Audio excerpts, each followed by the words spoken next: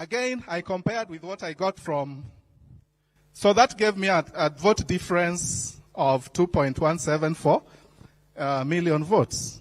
And these are realities, because these are data that you can add by yourselves. I'll give you, and you will check. Then I looked at the IBC. Then I realized this is the result that came out when I was tallying. I got that I want to move very fast, so please kindly allow me to refer to our two leaders. Sometimes my mouth will be slipping and I'll be calling them by name. I'll just be saying Raila, and I'll also be saying Ruto, but it's out of full respect that I'll be doing that so that I move faster. So here, I noticed that His Excellency Ruto got that, and His Excellency Raila got 6.9 from the IEBC servers. Because here you can see that I am less 36 polling stations that I did not get from the IEBC portal. So that gave the 30 votes. While we know that the portal of IBC is talking of about 233,000 votes. I want to take you through some things here. I have two sets of forms that I will show you where they are.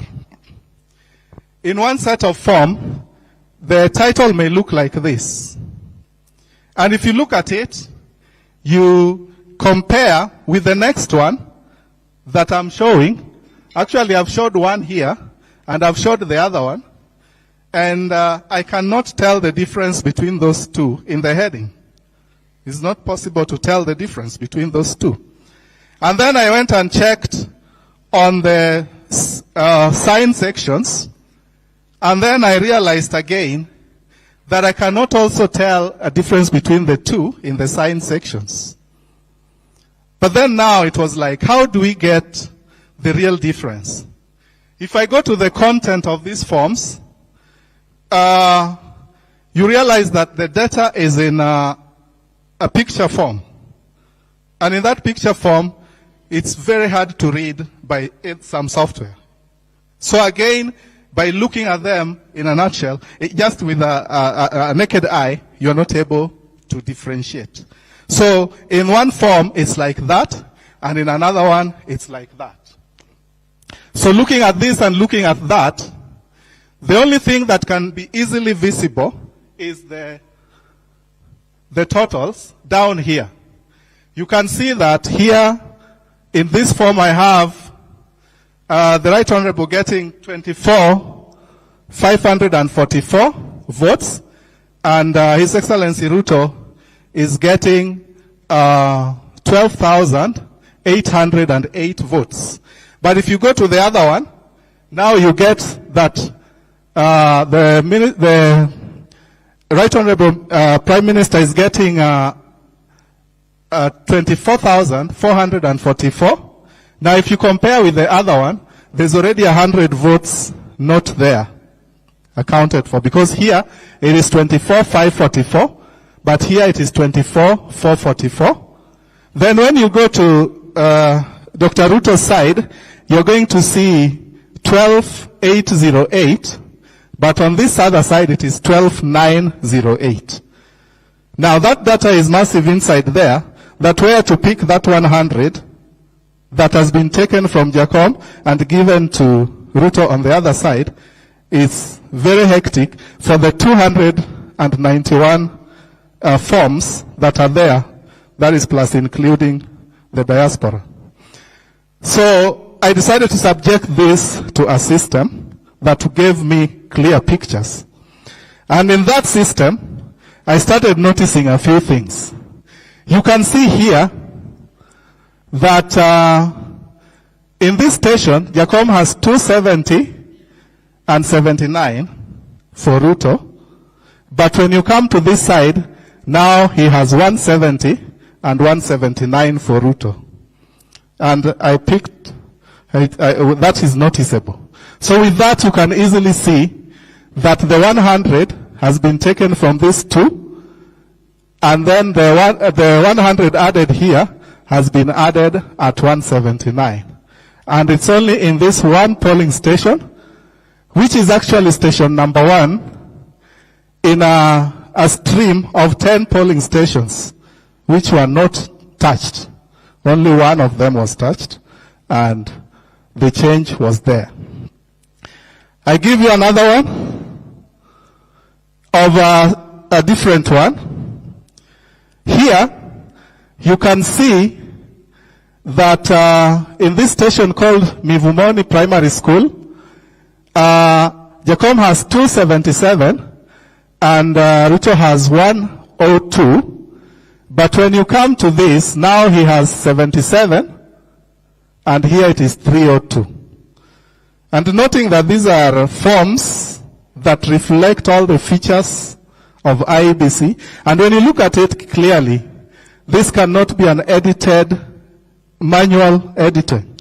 It is something that was typed through the same system that was typing on the other one, and then imposed on this watermarked paper, which is officially owned by IEBC only, nobody else. So when you look at it, you have also another one here, where Jacom has 149 and Ruto has 191.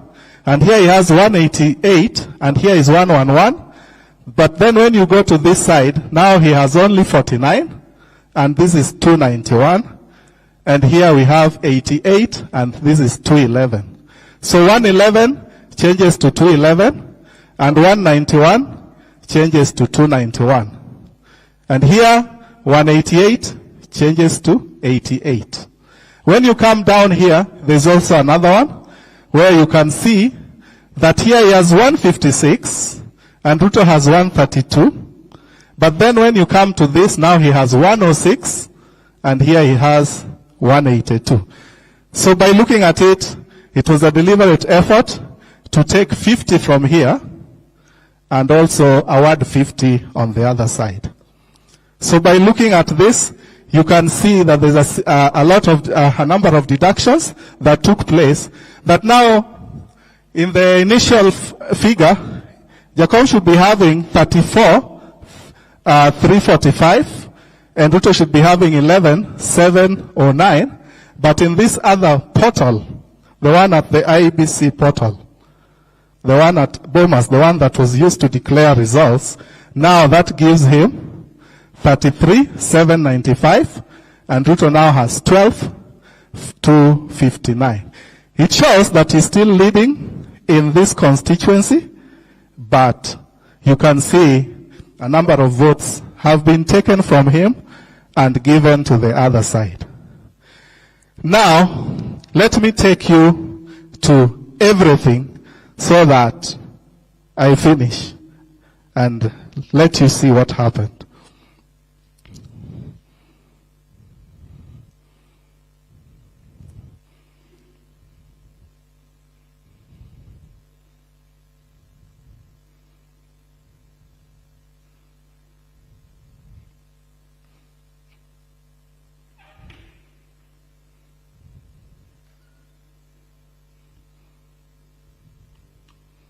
To a different hosting platform so that it became private, and they have been unable to inject anything on it again. So it is available and you can get it anytime you want, and I want to take you through it.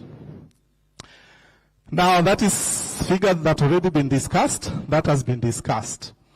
Now let me take you to a summary of all the constituencies first, before taking you to the specific polling stations. In all the constituencies, you can see that after analyzing the whole project, we realized that in Mombasa County, it is only two constituencies that were affected, and that is in Likoni and in Mvita, where Jacom lost 100 votes and Dr. Ruto gained 100 votes. And here Jacom gained lost 400 votes, and Dr. Ruto gained 400 votes. Then when you come to the others in Kwale, only 2 were affected, And here we have the figures as you can see. So this is what happened in Kilifi, only one station. I mean one constituency and one station, that is. Now, I want to take you to the regional values, because it will be faster to look at them in regional formats than in county formats. Now, when you look at the regional values, you note that at the end, IBC awarded Jacom 649,000 votes and awarded Dr. Ruto 336,000 votes. That is the official result from the IBC portal. But when we look at the other result that the ED gave me, it resulted that Jacom was to have 651 and Ruto to have 334, meaning he lost 1,950 votes and Ruto gained 1,950 votes in Coast region in total. Then when we come to Northeastern region, I'll show you again here that now IBC awarded Jacom 352,000 votes and awarded Dr. Ruto 196,000 votes. But in our analysis on the other side, it gave Jacom 374,000 votes and Dr. Ruto 174, meaning 22,000 votes were taken from Jacom and Dr. Ruto added 21,000 votes. You may think these are the so-called hot air, but I will show you where they come from. Now, when we come to Upper Eastern, the IBC awarded Jacom 149,000 votes and Dr. Ruto was given 731,000 votes, while in the analysis we have, Jacom was to get 232,000 votes and Dr. Ruto was to get 648,000 votes. Now, here the deductions go higher, and now he's losing 83,000 votes, and Dr. Ruto is gaining 83,000 votes. When we go to Lower Eastern, we note that here, IBC portal gave Jacom 769,000 votes, and Dr. Ruto was given 250,000 votes. This looks clear. But you see, when we look at what we added on the other side, we have 770,000 votes and 245. That means in the Lower Eastern, Jacom lost only 1,400 votes. And then Dr. Ruto gained 5,100 votes. Now, we come to Central Province. Now, in Central Province, we have IBC portal at Bomas giving Jacom 423,000 votes against Dr. Ruto's 1.6 million votes. While, when we add onto the other side, Jacom should be having 1.027 million votes, and Dr. Ruto having 1.016 million votes. I will show you where they all came from. And here, he lost a total of 604,000 votes, and Dr. Ruto gained 615,000 votes from Central Province. And we decided to settle here a little bit and say that it's common knowledge that a sitting president was coming from Central Province and he was on this other side. So it's possible that there was a sharing of 50-50 votes in Central Province. And given that this data is almost reflecting that, I think a 50-50 is a fair game in Central Province, knowing the people, how vibrant they are in that place. Then, we come to Rift Valley, which is the largest voting bloc. And here, IBC comfortably gave Jacom 1.1 million votes from Bomas. And Dr. Ruto was given 2.666 million votes from Bomas. And our addition from Rift Valley gave Jacom 1.4 million votes, and Dr. Ruto 2.3 million votes. Looking at it, 1.1 and 1.4 in a voting block of the whole of Rift Valley is not far from the truth. It's true that you can see that it's possible that the 1.4 was highly attainable, because we should have seen what we were seeing in Central, in Rift Valley, because in Central it was 400,000 votes only, and in Rift Valley he has 1.1 million votes. And this other system is not exaggerating. It is giving 1.4, so we can see that he lost 336,000 votes in Central, in Rift Valley as a whole, and Dr. Ruto gained 346,000 votes. When you come to Western region, the ruling votes as we speak, Jacom had 845,000 votes against Dr. Ruto's 513 in IEBC portal. But when we analyze the other data set, we have Jacom having 892,000 versus 466,000 votes, meaning in Western province, or Western region, all of it, he lost 47,000 votes, and Dr. Ruto gained 46,000 votes.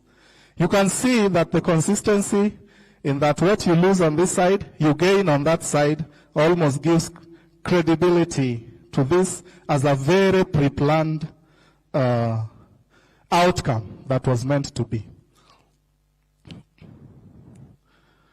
When you come to Nyanza region, we have IBC giving Jacom a total of 1.87 million votes versus Dr. Ruto's 283,000 votes. Knowing Nyanza as it is, well, we know that's possible. Then when we look at what comes out at the other data set, we have Jacom having 1.89 million votes, just 1.9 million votes, and then Dr. Ruto getting 261. So here, he was also denied 20,000 votes, and Dr. Ruto added 22,000 votes. Then we come lastly to Nairobi as a region, which is also a county on its own. Then we have, from IBC portal, he's given 757, and Dr. Ruto is given 535,000 votes. But in the other data set, we have 822, 623, and 470, giving him a loss of 65,000 votes, and Dr. Ruto gaining 65,000 votes as well. Apparently, the other data set for diaspora was not available, so we relied basically on the portal data, and that's why we have 0-0 there. So we have a set of data that were not available, and that is why we only work with what was there. So looking at it carefully, you will note that in the end, His Excellency, the Prime Minister, lost 1.182 million votes, and Ruto was awarded 1.2 million votes nationally. And in that, now, if you add all these data values and all this, you're going to have 244 million votes. And then Dr. Ruto having 5.9. So when you hear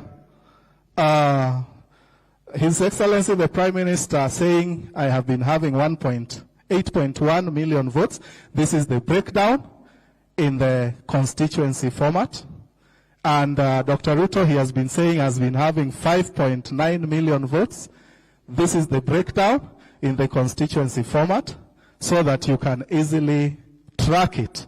Because looking at it on the final value is confusing, that everybody else would be asking, where are those values coming from?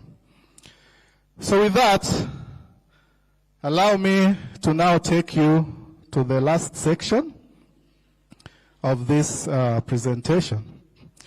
I'll choose a few constituencies and then just that it. This website is arranged in a very easy way. In this part, we have the county and then the constituency. On this first column for downloads, you have the original server form. That is the form that was obtained later from IEBC. We have listed them all here. And then we have the Bomas portal forms.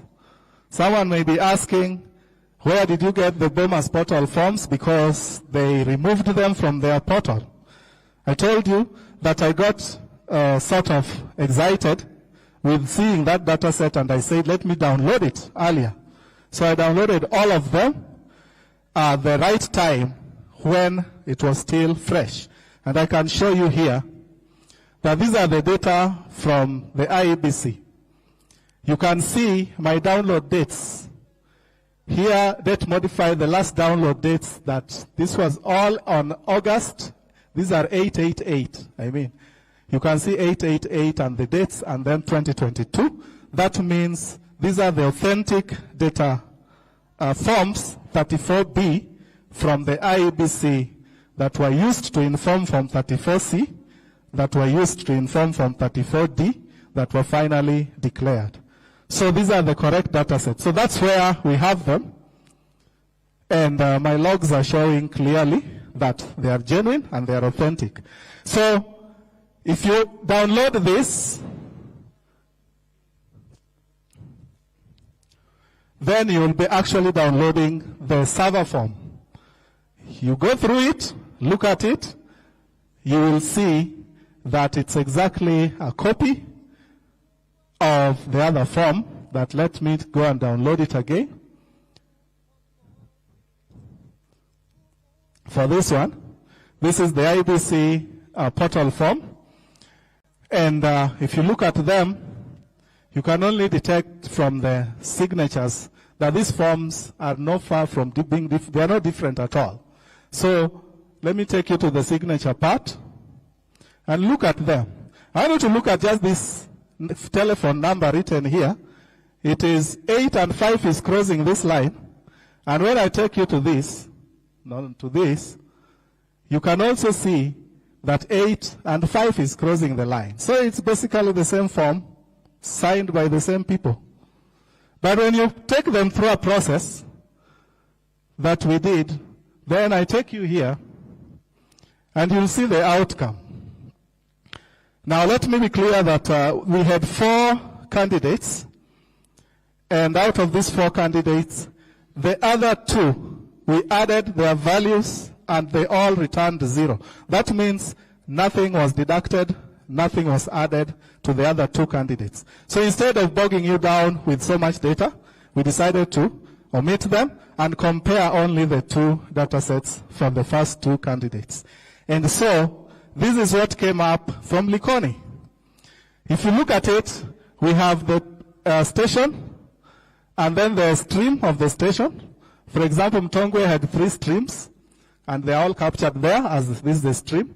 The first values are the server forms for the Honorable Prime Minister, and the other is the server form, the server results for the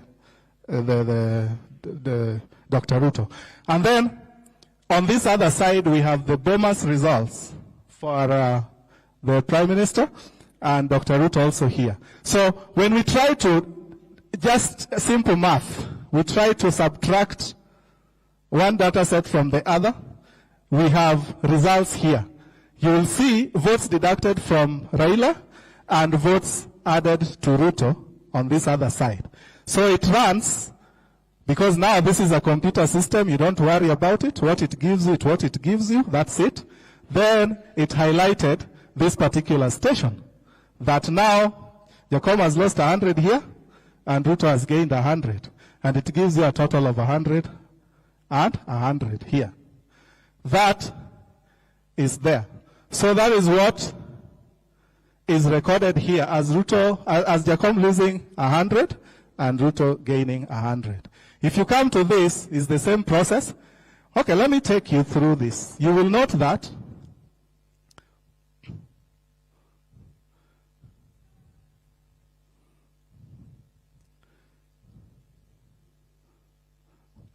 let me take you through them a bit.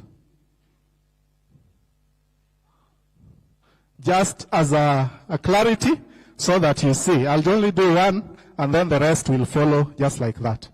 So, I have showed you here, that here, it is indicating that only this Likodep has 100 lost and 100 gained. So we go and confirm with the forms, the original forms. Because we don't want to add or remove anything, we pick on this. And then we go to that Likodep, where it is, and you will see that here Jacom has 270 and Ruto has 79. And this is the form from Likoni constituency.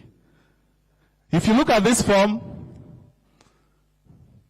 and you pick it up and go with it to IEBC, they can easily accept it that this is their form, because it has all the features that are needed for it to be an IEBC form. Then, when we go and check on this other side, to tell you that the system wasn't cooking anything,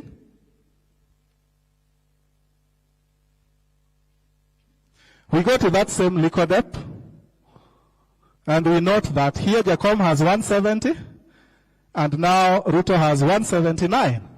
If you compare with this,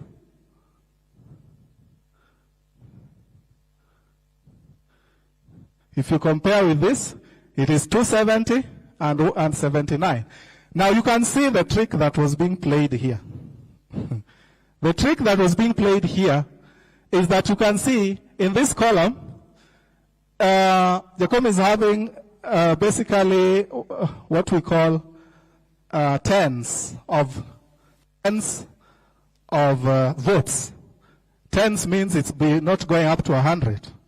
So, no, Ruto is seen here, really not that's what I wanted to say, but I'll explain that in another part. What you can see here in Likodep is that he has 270 and Ruto has 179. And, okay, what I wanted to say is this. You can see that there's a certain format, a standard here, that he's getting in this particular constituency. He's getting tens, while Jacom is getting hundreds. So, this is, by human behavior, a possibility that if this is the same ward, and looking at it that this is the same station, it is possible that these are his actual values everywhere. When we analyze this Likodep, again, we noticed that the room that voted highest in the constituency as a whole was, I think, room number 4, coming from Likodep, was the highest, returning 99.8% of the voters voting for Jacom, and only 0.03% voting for Dr. Ruto. Then suddenly, in one of those rooms, you come and check, and you realize it has shot to 179, which became a flag. So it became a flag. We had to go back to the forms and counter-check, and we found it, that it was there. So that is it from that place. I take you to this, which also has a 50 difference. And you note that the results are returning 0 variances until you reach some stations. That here in Gazi Primary Room 1, there is 223 and 134, which suddenly in Bomas changes to 123 and 234. That is Bomas. This is what is the server's results that was released later. And as a data analyst, we couldn't just take this simple. It was looking like it was really planned. That you jump to another place, and you note that here, Jacoma has 277, and you can see the trend here. It is 200s, 100s, 300s, and then you have 277, and Ruto has 102. And because he has shot up with 102 in one of these places, it was the easiest place to attack. And then to remove 200 votes and leave him with 77 and give Dr. Ruto now 300 votes. With a deduction of 200 in one place and an addition of 200 in another. The same trend moved on like that until now when we realized that this was a really planned thing, because if it's hundreds, 200s, 300s, it's easier to even say that there was a system generating it. But no, there was no system generating, it was deliberate. That's why we have a 50 here. 50, you can see a clear 156, changes to 106, and 132 changes to 182. If you think that's not true, let me take you just to this 51, and you look at it.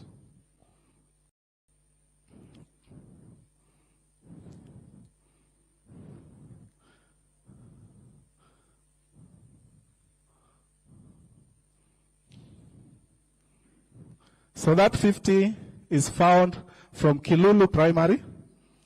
So in Kilulu Primary,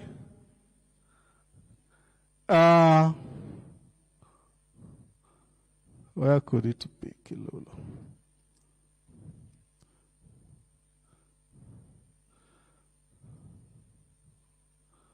Should be the last bits. Here it is. You have 156 and you have 132 here in Kilulu. And then when you come to the Bomas in Msambweni,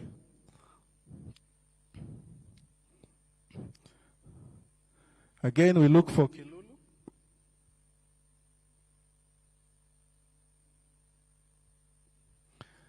We look for Kilulu in Bomas. Now it is clear here it is 106 and it is 182. Because if you add all these values, they'll give you exactly 33,000 votes here and 12,000 on this side. But also if you add this side, you will get 34 and 11,000 votes. So what they are doing is to maintain the total number of valid votes, not to change at all. So registered voters not affected. Total number of valid votes not affected. The only places where the effects were seen were on the two columns for Jacom and Dr. Ruto. All right, I want to take you to a different type of manipulation. That was direct transfer. You take here, add there.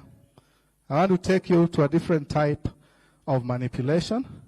And let me take you to, I'll choose just a few. A place called Tabaj in Wajir County. I picked on it because it was sort of unique. Here, we noted that you couldn't tell who is winning in one station and who is losing in another one, because at some point, Jacom is running the show, and then suddenly he loses in some points, and then he starts picking up and running the show in some areas, and then goes on like that and runs the show. At the same time, Dr. Ruto is losing somewhere, and then he picks up and runs the show, just like that, and then all over like that. So you can't tell at the end of it the real performance in this constituency. So what they were doing with that kind is to flip the results. And by flipping the results, you can easily see that now this column, which was belonging to Raila, is now belonging to Ruto. And this column that was now belonging to Ruto is now belonging to Raila. And these are the servers, the IEBC portal results that we picked up from the public portal that they told us to pick up from. They are the ones who told us, add them by yourselves, use your calculators and get your results. We did that. And so these are the flips that were there. In these flips, you can easily see that what is lost on one side is gained on the other side. And what is gained on one side, like here, is lost on the other side. And with that, what they were focused on is the final tally. So the final tally gives Jacom a loss of 823, and Dr. Ruto gains 823 votes. And that flip has worked perfect with very minimal view of what has been flipped. But the issue is, there's now a wide difference of 1,600 votes that you can see there. Because if one person is on the other end of the negative, and the other person is on the other end of the positive, the gap is very wide. So in that case, we are talking of a wide gap of 1.6, or rather 1,600 votes. This is another type of manipulation that was there. And this is exactly what took place in Central Province and parts of Rift Valley. So Central Province had a lot of swap votes. And then Rift Valley also had that kind of swapping of votes. But in places where they realized we could take only just this bit, they were doing exactly that. So that was my analysis, and you can see it.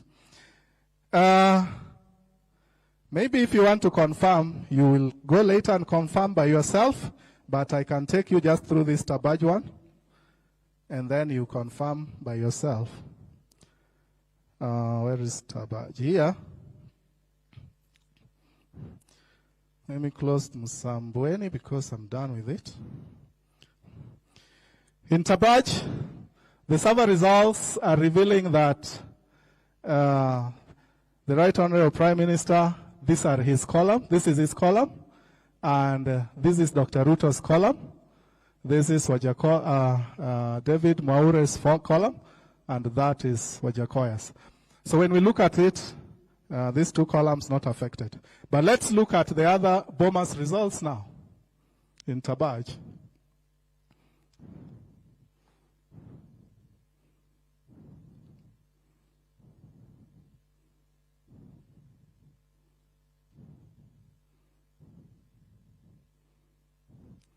I hope I still have internet. Let me check.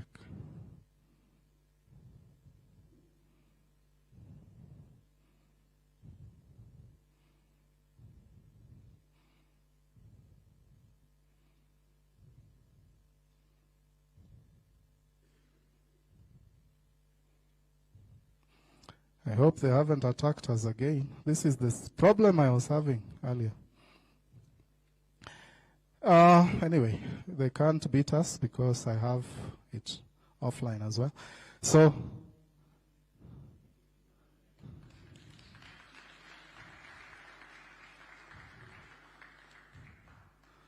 Tabaj is in Wajir.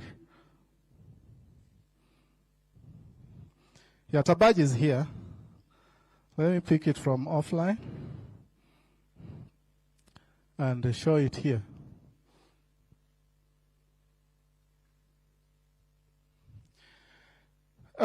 Here now you can easily see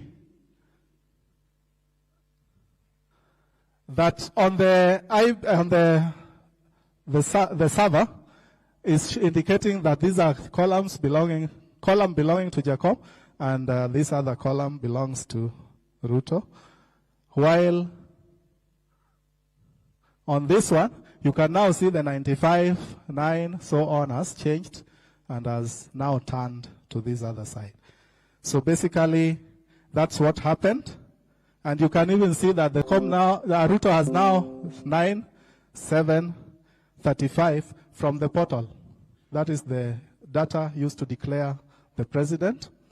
While here, the 9 belongs to Jacob, and the 8,900 belongs to Ruto. So it's a swap, giving a loss of just that. That's another type of manipulation. Now I'll take you to I think 2 more types of manipulations, and it will guide a little.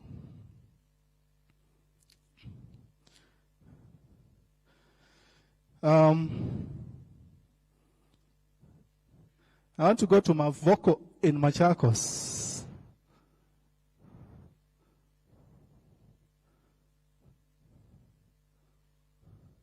So Machakos, Mavoko, we have everything faring on well from the beginning. As you can see here, the Bomas is reflecting exactly what the server is reflecting. It's reflecting all the way until when you reach some level. And you know, they are smart. They don't affect it at the beginning because you may identify earlier. It is affected at the end of the data. So in this case, it was like Jacob gets his normal votes, but Dr. Ruto is added 100 votes in some stations. And to this point, he ended up gaining 3,600 votes for free, just like that.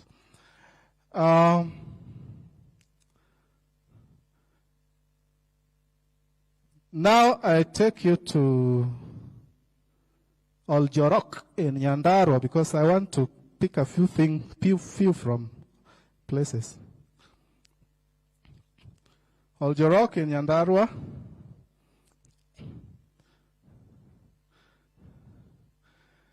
Now, for those who normally say that probably Jacob did not fare well in Central Province,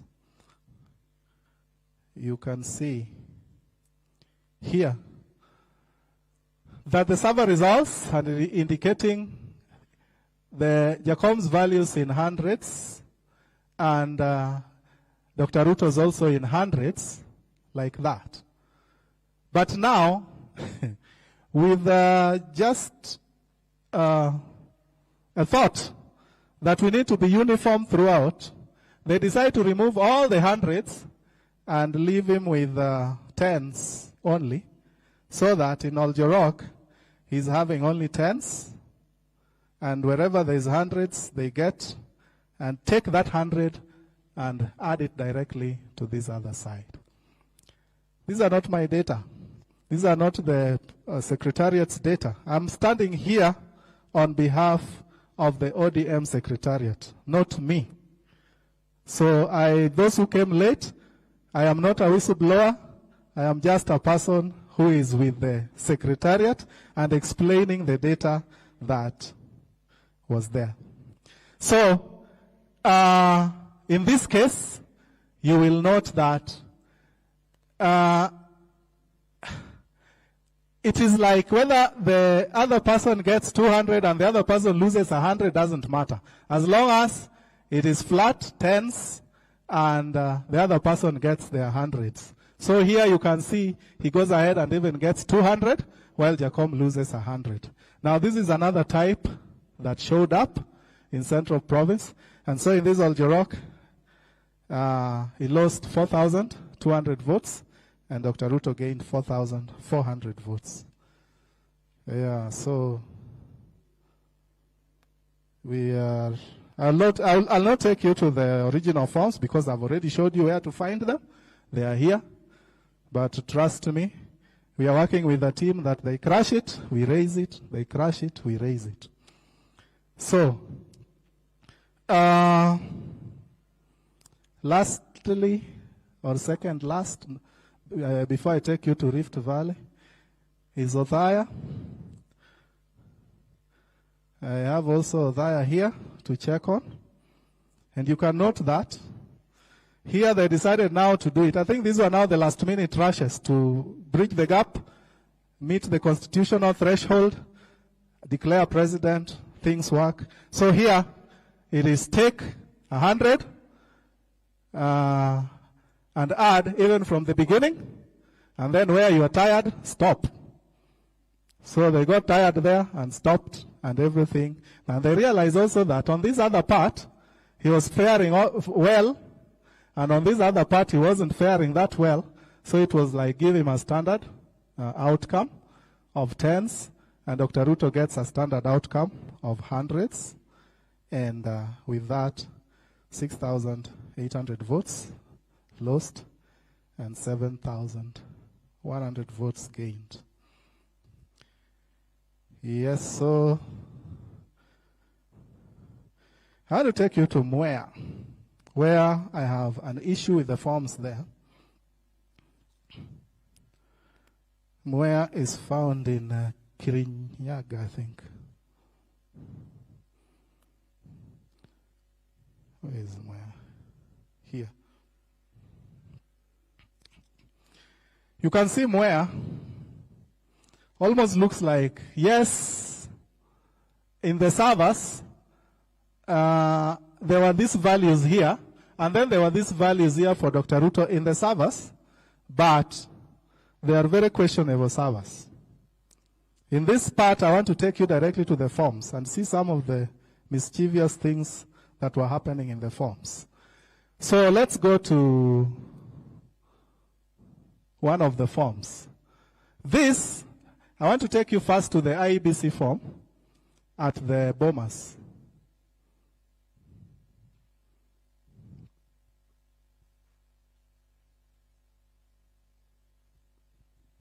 Here, you'll be happy to look at it and say this data was done well. And here we have 71, 92, 78, so on. And Dr. Ruto gaining 317, this and that. And when you look at it, the form looks clean. Nothing mischievous on it.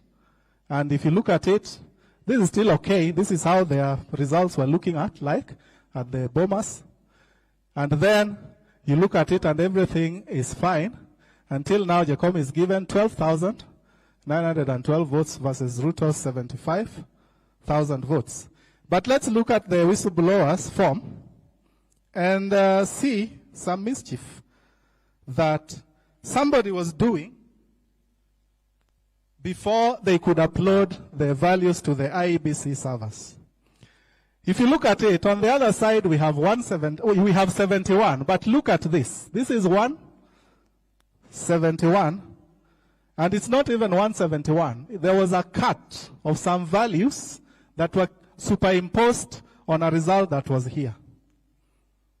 So that cut was foolishly done, such that it did not cover every data. So in this case, only IEBC knows the values that are lying behind this 71, 92, 78. Only them would know. Nobody else. And you can see that in this case, there were hundreds being gotten here, and there were also hundreds being gotten here. But now when you go to IEBC portal, in the server, in the Bomas, it is clear that it was rectified, and now Jacob is given his 71, and Ruto has his comfortable 317. So even if he lost in Mwea,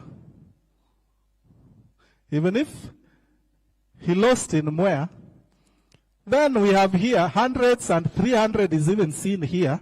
We have a 300 seen here, we have 200 seen here, but this 66 is not part of this 2, looking at it keenly. This 66 is not part of this 2. There must be a 2 and then 2 more values behind it. So this happened at the Bomas. And when you look at it, at the end of it, the results addition do not reflect this with those cuts. And you can see those cuts were even made on this particular data, this set. This is normally the hardest image to edit. This image is called JPEG. The JPEG image is one of the hardest to edit. We can edit easily what is called a bitmap image, and the bitmaps are these ones. This is a bitmap image, but this is a JPEG image. So how they edited even a JPEG image and superimposed data on top of it is still very questionable. So that happened in Mwea. And from the look of things, what was happening in Mwea there is probably what was happening in very many stations in Central Province. So that's why IBC is the only people who can tell you the actual values found in Central Province. Lastly, is to take you to where now things were done blatantly. It's like we don't care. We are doing it and we care less. Here, I'm taking you to Tarbo and Tinderet in Uasin Gishu. Where is this part here?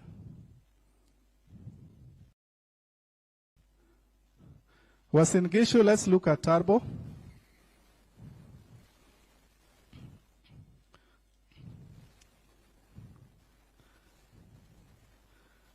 If you look at Tarbo here, look at a section like here. This particular section. Where? Okay, this was a swap. This was also another swap. And you can see that at some places, Jacom is getting up to 400 votes, and Ruto is getting 6 votes, and so on. Okay. So after that, they swapped it and realized that at the end of it, we have a total vote of 25,000. So lastly, because of time, and this is something you can go over by yourselves, I think the website is stable. It's not been touched. Is lastly Tinderet. Tinderet is found in Nandi, and we have this. So this was the worst manipulation so far because there was no swapping, nothing. It's just like, even if you have 201, we are giving you just 1. And the 200 we give to Ruto. If you have 304, we give you just 4. And the 200 we give to Ruto. Even if you have 200, we give you 0. And the 200 we give to Ruto. If you have 30, we still give you 0. And the 30 we give to Ruto. If you have 400, as long as we give you the last value, it doesn't matter. We get the rest and give to the other side. So these are the types of manipulations which were done in that. And in this case, you can see Jacom lost 11,000 votes. 385. This is an ODM property, and by extension, Azimio La Umoja property. So I would refer you to go to a website that is called KenyaElectionResults.com. Now, people go type other things. It's not Kenya's election results. Neither is it Kenya elections result. You have to type it correctly as KenyaElectionResults.com, one word, and you will have your full analysis there. For those who don't want to go through everything, you have a PDF format of the entire polling stations, 46,000 of them, and what happened in there. It is a little big, and maybe I'll just download it to show you how it is, so that you can see the intermittency that was being used to manipulate various places, according to the 2 data sets.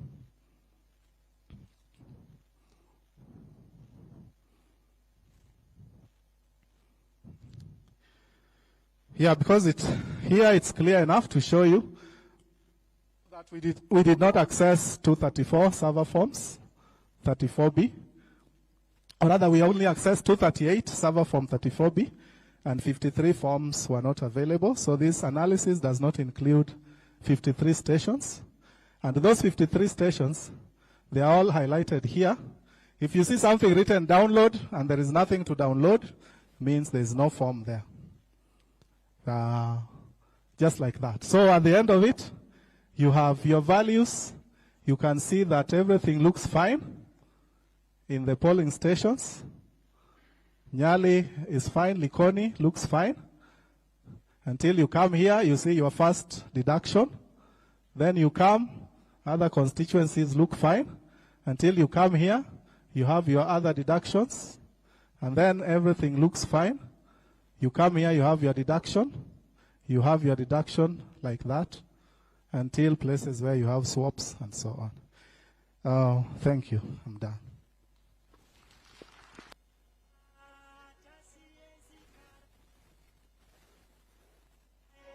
Shagala bagala, niko tayari.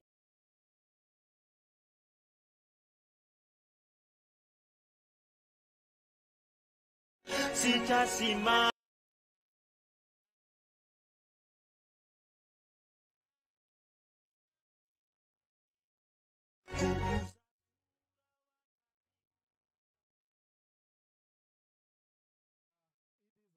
Me of something that is critical to look at. Somebody will come out of here and say, you have showed us two forms. How will we know the difference between those two forms? They look alike, everything is alike. Then we went ahead and checked what could be the technical issue behind these forms. We decided to go and check on what is called the file size. The file size indicates whether forms are originating from the same source or they are originating from different sources. Now, when we looked at them, we noticed that all the server forms were having this type of figures. Like now, the Jomvu has 3.9 megabytes, while Bomas is having 5 megabytes. And then when you come to others, these ones are having lower megabytes, and then the Bomas are having higher megabytes. If you look at it, you note that the scanners that scanned the forms at the Bomas were not the same scanners that scanned the forms that were being posted at the portal. Now, what is the technical explanation behind this, if we can ask? It means, point number one, the scanners that were scanning forms at Bomas were of higher resolution. That means they were much more clearer, they were much more technical, and they were much more expensive. That is the explanation behind it. The scanners that were scanning the portal forms, the server forms, were of a lower resolution, such that it gives you lower quality. Then we started analyzing. Why would that happen? In 2017, there's a time that people were glued onto their screens and no results were coming. People were blaming IEBC, but it was a technical error that they could not resolve at that time because they already formatted their scanners to send high-resolution datasets. So those datasets went and jammed the system, and in that case, results refused to flow. So when they said we are going to correct these things, we highly anticipate that the QMS kits that they reformatted later were now allowed to send lower resolution datasets. And once, that is the reason why this 2022 election, there were no jamming. If you would go to their website, you would get results. Every time you will get results. That is how we managed to even download all the results. So it's a pointer that the files from the lower resolution are files that came directly from the field.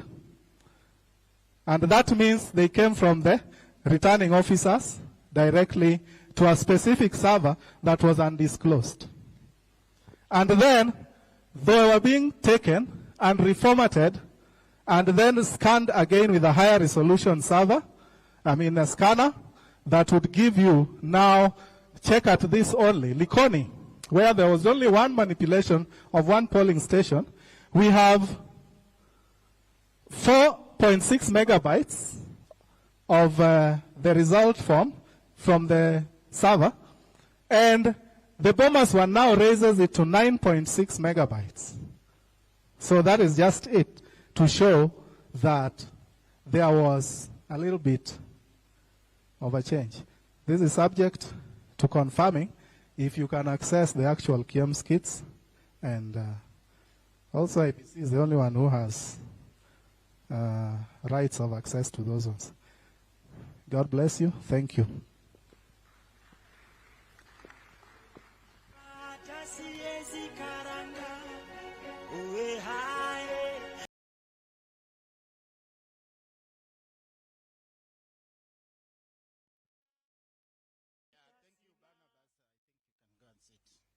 You know, I don't know whether to tell you to clap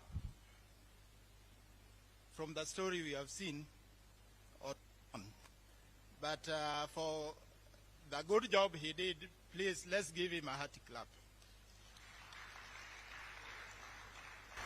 We are not clapping because of what we've seen, but because somebody took his time to analyze them. Thank you very much. Please, that is the information that is there, and we are these people. If you really want, let's compare this with what is in there. And I don't know why they're afraid, because if I was the winner, I would rush and give you this to prove to you. But why are they reluctant? Kuna kitu. Sivyo? Si kuna kitu. Secondly, who was administering the elections? Wasn't it IBC? Wasn't it IBC? And the chair of IBC was who? Chebukati. So why has William Ruto now assumed the role of IBC? We are not asking Ruto to open the servers because he was not IBC. So why is he always saying servers want to be opened and he was not the IBC chair? Ask yourself those questions, and then, please, you can take over. Where's Zen? Yeah. Then, please, that's what we have to present. Asanteni.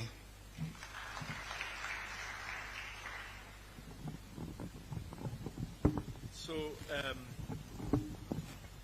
because some of you know me as an artist, I don't think that was enough in terms of appreciating both Double O, Odoro Ngwen, and our brother Barabbas. So we do kamoshi, you know? You know how to do kamoshi, yeah?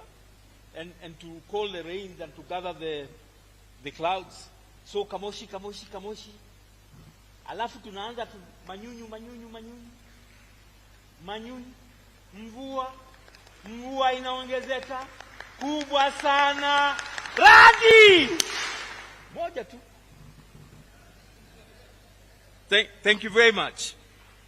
Now I will just make one simple announcement to remind us how this meeting is slightly different from the kind of meetings people are used to. I've seen a number of our honorable members have joined us. According to our leadership today, your role is to take very keen notes. This is a people's meeting. So we are now entering a phase where a select number of individuals who had indicated on a first-come, first basis that they would like to speak in this gathering. Then after those about 8 to 10 people, we go to plenary, and plenary will be held in a way which basically says show of hand, and then we try all the sides and give people show of hands. Those who are still slightly standing at the door, there are few chairs remaining upstairs, so you could go and find yourself to the balcony. The first person and brother and comrade who had indicated their wish to share their thoughts with the leadership is none other than Brother Gasheke Gashi from the Social Justice Center. Brother Gasheke. Brother Gasheki, as he's coming, normally he speaks with fireworks and consistency in ideology. So please. Viva Azimio, viva. Forward with the People's March to State House, forward. Long live Baba, long live. First of all, I'm very humbled here, and I really appreciate you of you. Na kwa presence here, humble kwa presence here na Baba, na nyinyi wote, freedom fighter, mama yetu Martha Karua, na all the leaders here, Azimio. I really appreciate you. Now, for coming back here to the shrine of resistance. As you know, miaka yote, na Baba, ukisoma historia ya Baba, even his naming, Raila Amolo Odinga, he struggled for his name. Just imagine when you have, na priest ataka kukubatisha na nguvu, akupatie majina ambao babako hataki, na babako anasema hapana, he must get an African name. Just imagine, walitoka kwa kanisa, wakakaa for a month, then until the bishop said, no, you can bring them, I baptize them. Tukrapieni Baba bana. So we are so humbled by a social justice movement to be here, and we are very happy that we are allowed to speak. Some of my colleagues will say something, but we have some issues as tunataka kuzungumzia kwamba, because the electoral injustice ama the electoral justice campaign, Baba alizungumzia pia before 2017. Now what has been shared here is very clear that there was manipulation. And even the German court, and I'm sure comrade like kina Amolo, Tindo Amolo, when they are talking about hizo BVR, they have made, German court imesema, you can't leave machine to vote for people's leadership. Na Baba amesema hivyo kuanzia 2017 and even now. And we can see here is manipulation. So sisi kile tunataka ku-add kwa hii electoral justice campaign na People's March to State House ni ya kwamba lazima pia tuambatane na issue za social justice. Long live Baba, long live. Long live Baba, long live. Forward with resistance, forward. Forward with the March to State House, forward. Asante sana Baba, niko nasema kwanza tunakusherekea kwa hiyo miaka yote. Kuna watu wanasema ati utuache kwa wilderness. Ati Baba retire, atuache kwa wilderness. Sisi tukuliwe. Usituache kwa sababu these are hyena. They are political hyena. There's two fellows in State House. They are political hyena. They know when you leave us before we reach Canaan.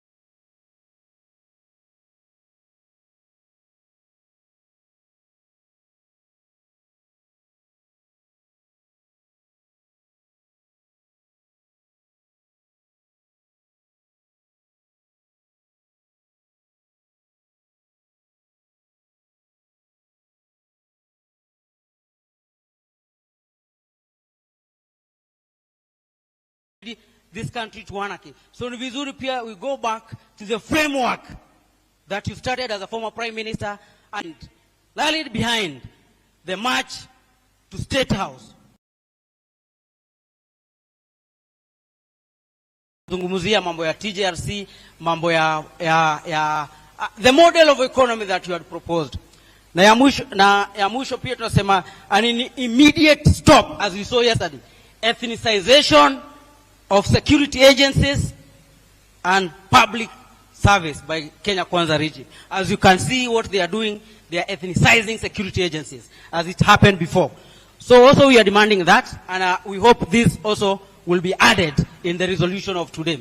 The last one is also, Baba, I want to say that when you listen to your speech, and very clearly, that's why I'm saying that there is international conspiracy that robbed us this victory.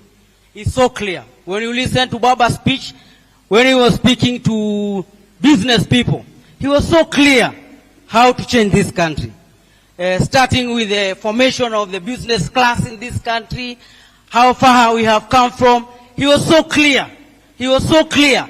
And even he was asked about the question of manufacturing. You know what he said?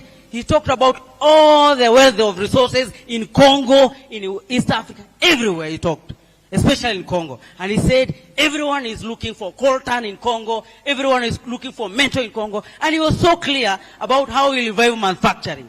And that's why, Baba, I'm saying this. And this must be well articulated. The international conspiracy. Listen to the Pan-African speaking. And they said, if we give him this, we will allow him to take this.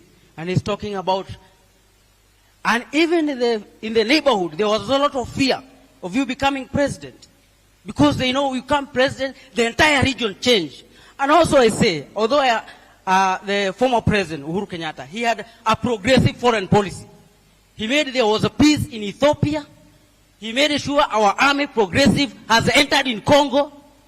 And also he also opened some embassies that imperialists don't like Palestine. So these people had a grudges against us. And we must be honest and tell them. I was saying the German country, they have said you can't use BVR as a machine, the Supreme Court. You can't use machine for people to vote. They have told us about manipulation. So what we are saying is that we must not relent. We must not relent on this resistance. And really we appreciate also, na karibu sana Mheshimiwa Kalonzo Musyoka, and we are so humbled. And we are very happy for you giving us this opportunity to share with you our view. So what we are saying is that our demands are here. Now our demand is demand for people's march to State House.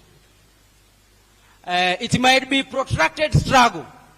And we are requesting, as we continue with the struggle, in Sabasaba of this year, which, Baba, it will be that 1 year since you entered Kamkunji ground. The Sabasaba of this year, we form a people's government.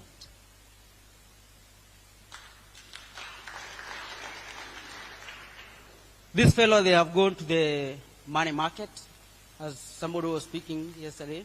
They went to the money market. They were looking only at 200 billion. Now wakaambia sisi wetuwezi wakopesha. So there is no government here. So, Baba, don't allow the people who are telling you, tell them, I can't leave my people in the wilderness. Azimio letu la kufika Canaan, lazima tufike.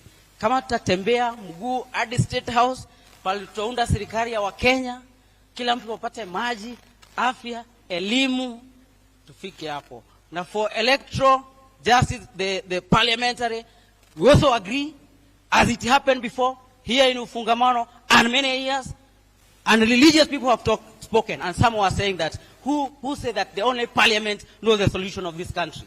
So we demand, and I have seen Boni Kalwale saying, asking you ati, sasa kama mulikuwa mnatuita si hold hizo, muache hizo meetings town hall. Why are they fearing? So we need to tell Boni Kalwale, and Sheikh Ngao amekuwa hapa na kina Boni. Mwambie, he should not forget where he has come from. Tumemkampenia huko akiwa ordinary person, daktari wa kawaida. Tumefanya protest na huko kila mara. So asisahau kule ametoka. Now our young people, I'm telling you, let's read Baba's books, history, and where we are coming from. Because the problem we are having is that we don't go and read Baba's books and no. Just after Kubare Jaramogi Odinga, it was a great struggle. The state had refused them. It had refused them. Hata kiwanja Uhuru Park hapa 1994, they were denied. Just imagine. So Baba, we are so happy, and don't give up. We are behind you and we will die for you. And those who are thinking that we totally fika Canaan, they need to know that even Canaan safari ilikuwa 40 years. So our demands will give you, and I hope Baba you give Mwangi area and our people from Central Province. I don't know why hatuja interact hata kidogo, but very many people from the Luo nation everywhere, we have been with them. Although Mwangi area, I saw you coming with young people about tumewamenta kidogo. So I think we should get young people who have been confused by these people who hijack democracy, so that we articulate this issue. And also make sure that the voices like yourself that have been the voice of unifying this country have an opportunity to speak and articulate this vision. And what we can say is then we are together and we build a broad-based front, a broad-based front that can carry a social force that can make sure that even if it means that, because sovereignty of people from our constitution come from the people, the power is delegated. We can withdraw that power and make sure we form a government of the people. But don't do it our country to self-destruct. That's our humble submission. And social justice movement is shaping up, and we are following your footsteps. And after reaching Canaan, for sure I promise you, after reaching Canaan with Baba, for sure, you know, the history will be on our side. Viva Baba, viva! Viva! Long live Baba, long live! Long live! Forward with Azimio, forward! Forward! Forward with electoral justice, forward! Forward! Forward with State House, march forward! Forward! Thank you very much, and I hope we'll continue this struggle. Asante sana. Asante sana. Now, you know I'm one of in civil society, citizen formations and movements. The reason why we gave our brother Gasheke uninterrupted submissions based on three things. One, he was speaking for himself. He was speaking for the social justice centers across the country. But he was also speaking for the millions of Kenyan young people, young men and young women who are suffering in this nation and who are targets of state violence. So, those who will come after him, please be more precise, more concise, and remember, I'm not trying to censor your time.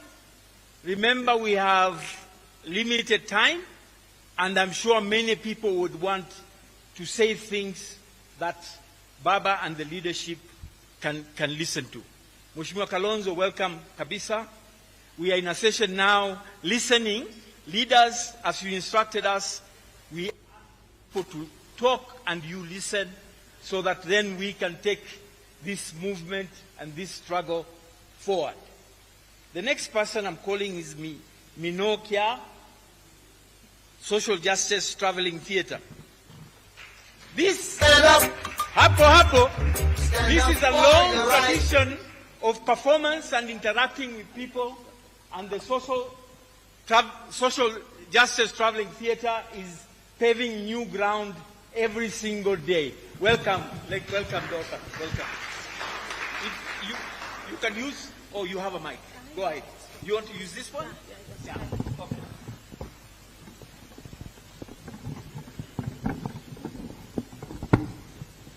More power to the people, more power. More power. I hear that power, please. Upper auditorium is very historical. So more power to the people, more power. More power to more power. More power to Azimio,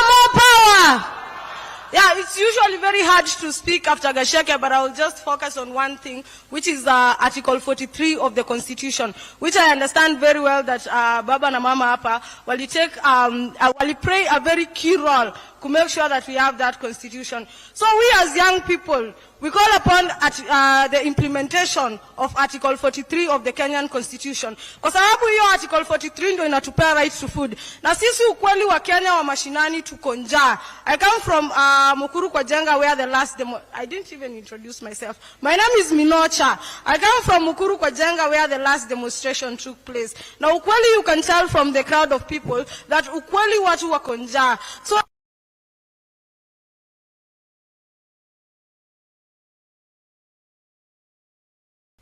demonstrations were, of course,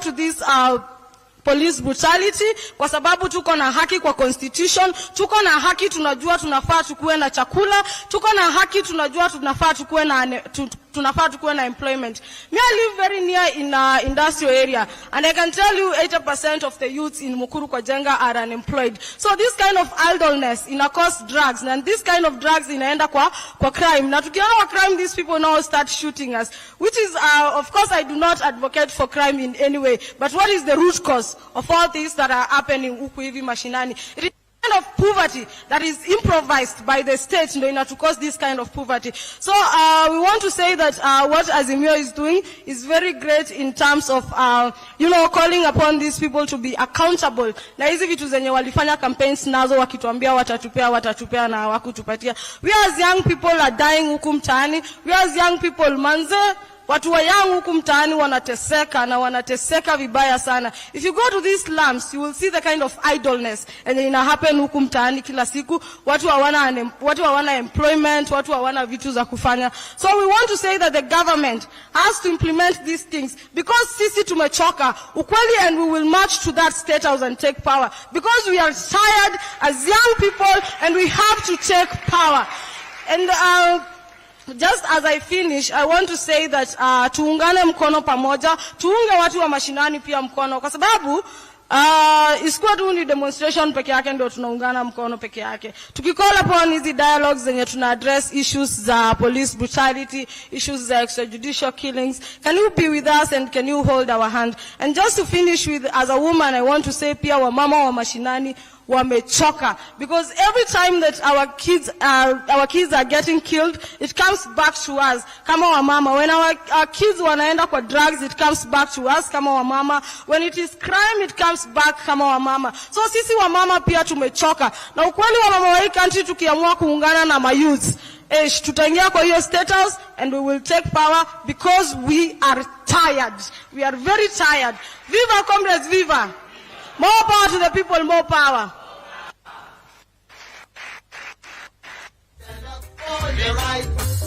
Fire!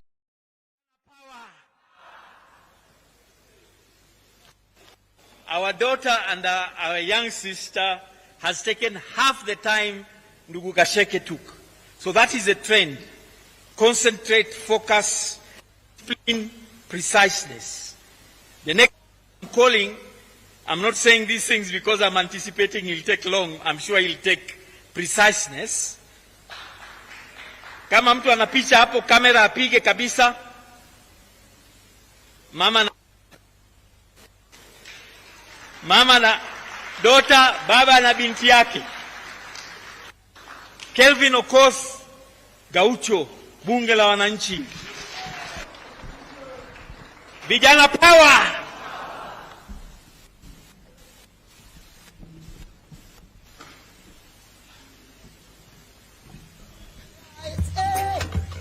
Okay. Vijana power. Okay, kwa political class, Baba Raila Odinga, Kalonzo Musyoka, Martha Karua na comrades ambao wamefika hapa. Kwa majina ni Calvin Okoth, bunge president ama ghetto president Kenya mzima. Kwa niaba ya wanabunge, wanabunge wana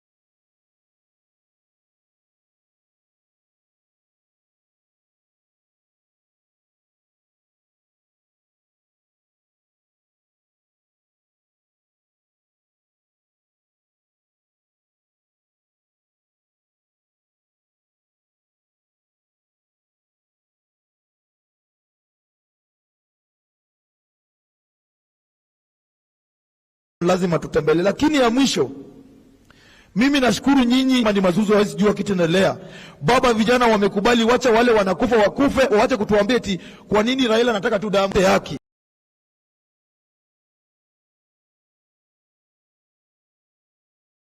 Baba, hii constitution lazima tutembele. Lakini ya mwisho, Sikia tuko Kamkunji, tunajua agenda ambayo iko ni ya kwamba kuanzia Monday, lakini najua wewe unaheshimu kila dini. Najua baba wewe ni mjanja, wewe ni mjela, wewe ni mkora, utaki vitu zingine kuonyesha. Umepewa Waislamu haki yao, ndio maana umepostpone hii maandamano. Najua Waislamu wakimaliza tu kufungua hivi, tunaanza kuandamana kutoka Monday to Sunday. Asanteni na Mungu awabariki. Nikimalizia na salamia Makolonde ambao tulikuwa nayo ndani na ndugu yangu Kano, sisi tulikuwa najiita G3. Asanteni na Mungu awabariki.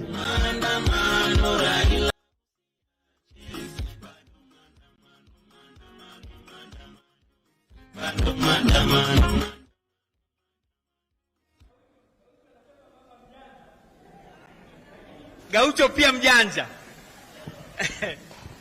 Gaucho anachukua ujanja, anasema fanya jinga. Sisi tumeambiwa wajinga tufanye mambo mawili. La kwanza, Mwalimu Nyerere alisema baina ya mjinga na mpumbavu. La pili, there was a time, mainly young people can hear me. Young people, there was a time, if you call yourself president in Kenya, you'll be detained without trial. So next, I'm going to call Ishek Ibrahim Lithome here. He had given apologies. If he's not here, can I call Ibrahim Yongo? Ibrahim, are you here? Yes, tafadhali. Alafu baada yake atakuja Dr. Devji Atela, KPMDU, Dr. Wesonga Uwasu, Bwana Manyara, and then dada yetu Ruth Mumbi. So as you come, brother, now let's be very precise. Shukran. Nachukua fursa hii kushukuru kila mmoja wetu ambaye amefika hapa. Kwa majina naitwa Ibrahim Yongo. Mimi ni kiongozi mashinani, chairman wa Mtindo Welfare Association, ikiwa ni sehemu ya kufanya biashara kule Makadara constituency. Yangu ni machache na ni observation ambayo nimekuwa nikifuatilia, nikijaribu kuangalia jinsi tunavyoendelea na hizi harakati zetu. Na tunafahamu vizuri mambo yalivyoenda mpaka pale tumefika. Tunatafuta way forward. Lakini katika hii way forward pia tukiangalia kwa makini, sisi tunapigana tukijua target ni nini. Na tunatafuta mbinu, ima mbinu iko na tunajua viongozi wetu wanajua end game ni nini. Kwa hivyo wengine wetu viongozi mashinani, tunafuata viongozi wetu tukijua kwa kwamba wanatuelekeza katika mstari iliyo sawa. Lakini sisi mashinani pia tukiwa kule tunaangalia zile ambazo zinaendelea katika nyanja za juu, lazima tufanye observation na tuangalie na tukosoe upungufu ile tuko nayo na tuzirekebishe.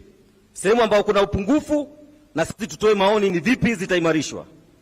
La kwanza, toka tumalize uchaguzi, tunajua koti ilivyotufanyia ubakaji na tukakubali.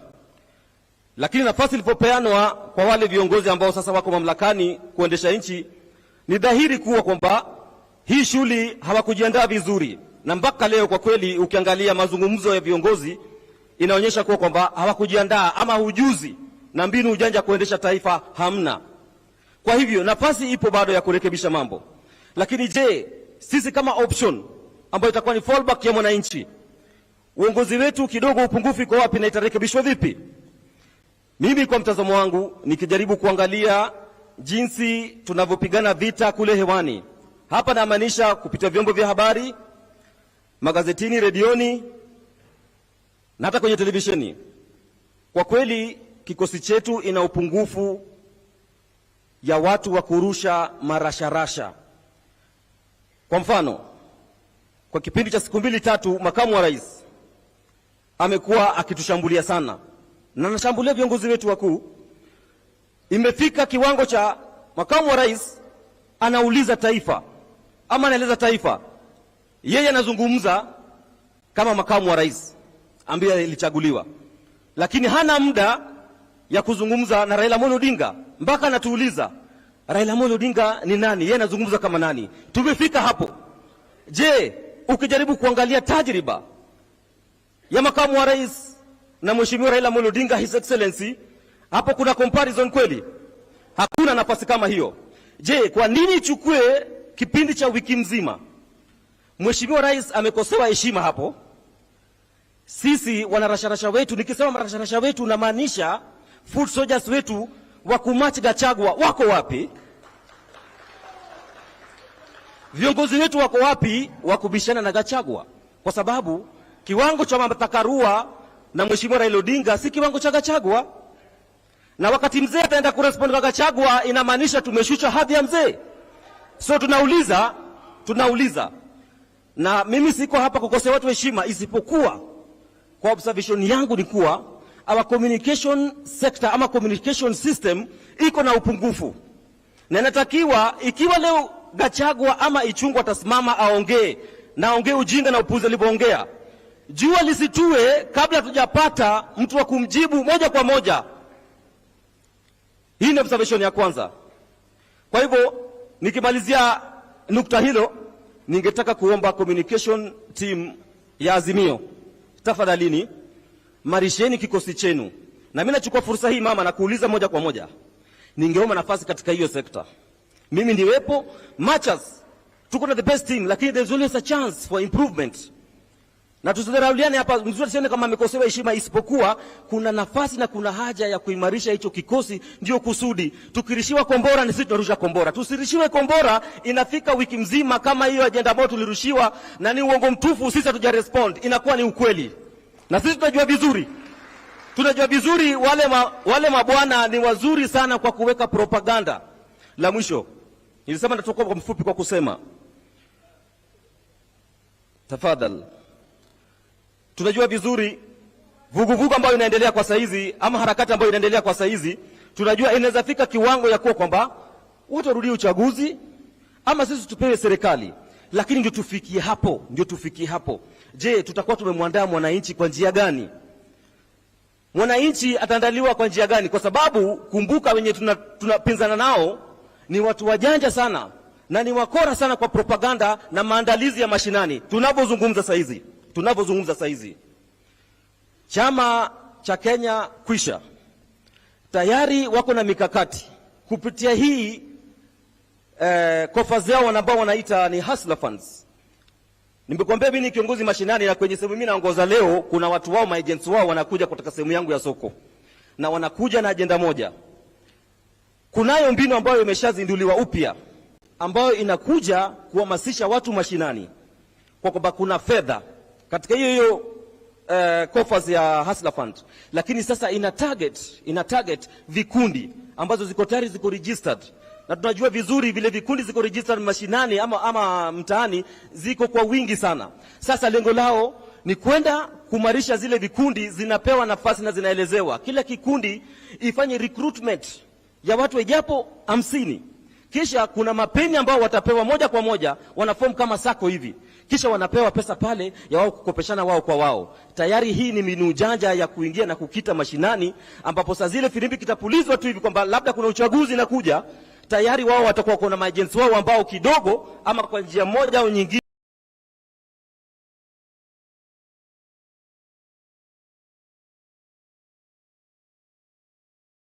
wameimarishwa kikamilifu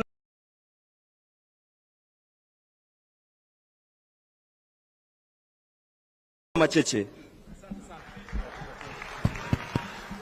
Asante sana Ibrahim. Lakini nawaomba mtu akipewa fursa aitumie vizuri na kwa ufupi, lakini asante sana ndugu Ibrahim kwa mawazo yako. Dr. Atela, Dr. Wesonga. As Dr. Wesonga is coming, ndugu Manyara awe tayari, au Majakos, Makajos. Alafu Rusi Mungu. Thank you very much. His Excellency Raila Odinga, His Excellency President, my name is Constantine Wasonga, and I'm the Secretary General of University Academic Staff Union. From the academy, we are supporting social justice. And we have one motto, that education liberates. we don't support injustice. So whenever you find a movement that fight for social justice, know that Wasonga is there. We have been given the data here. I don't want to agree with the data. I don't want to dispute the data. Because, you know, I represent all the landed people here. Analysis of data falls under the domain of my members. I'm going to subject this data, interrogate it, then we'll give our position. So that I give a position from an informed position. And you know, once we get that this thing is right, we give our position whether you like it or not.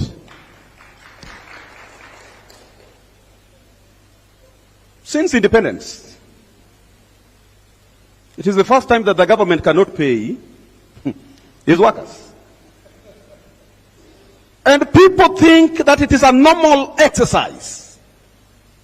We are being told to tighten our belts. I want to say that as University Academic Staff Union, we shall not tighten our belts because we pay taxes and we are not going to beg to be paid. We are going to demand to be paid. So whoever is thinking that they can tell academic staff to tighten their belts, we are not there. Today is 13th.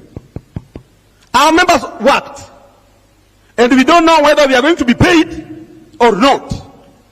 You know, initially, the middle class thought that the cost of living was just high for the poor. Now they have gone to the middle class. So it is upon the middle class to stand up and speak, because we are heading in the wrong direction.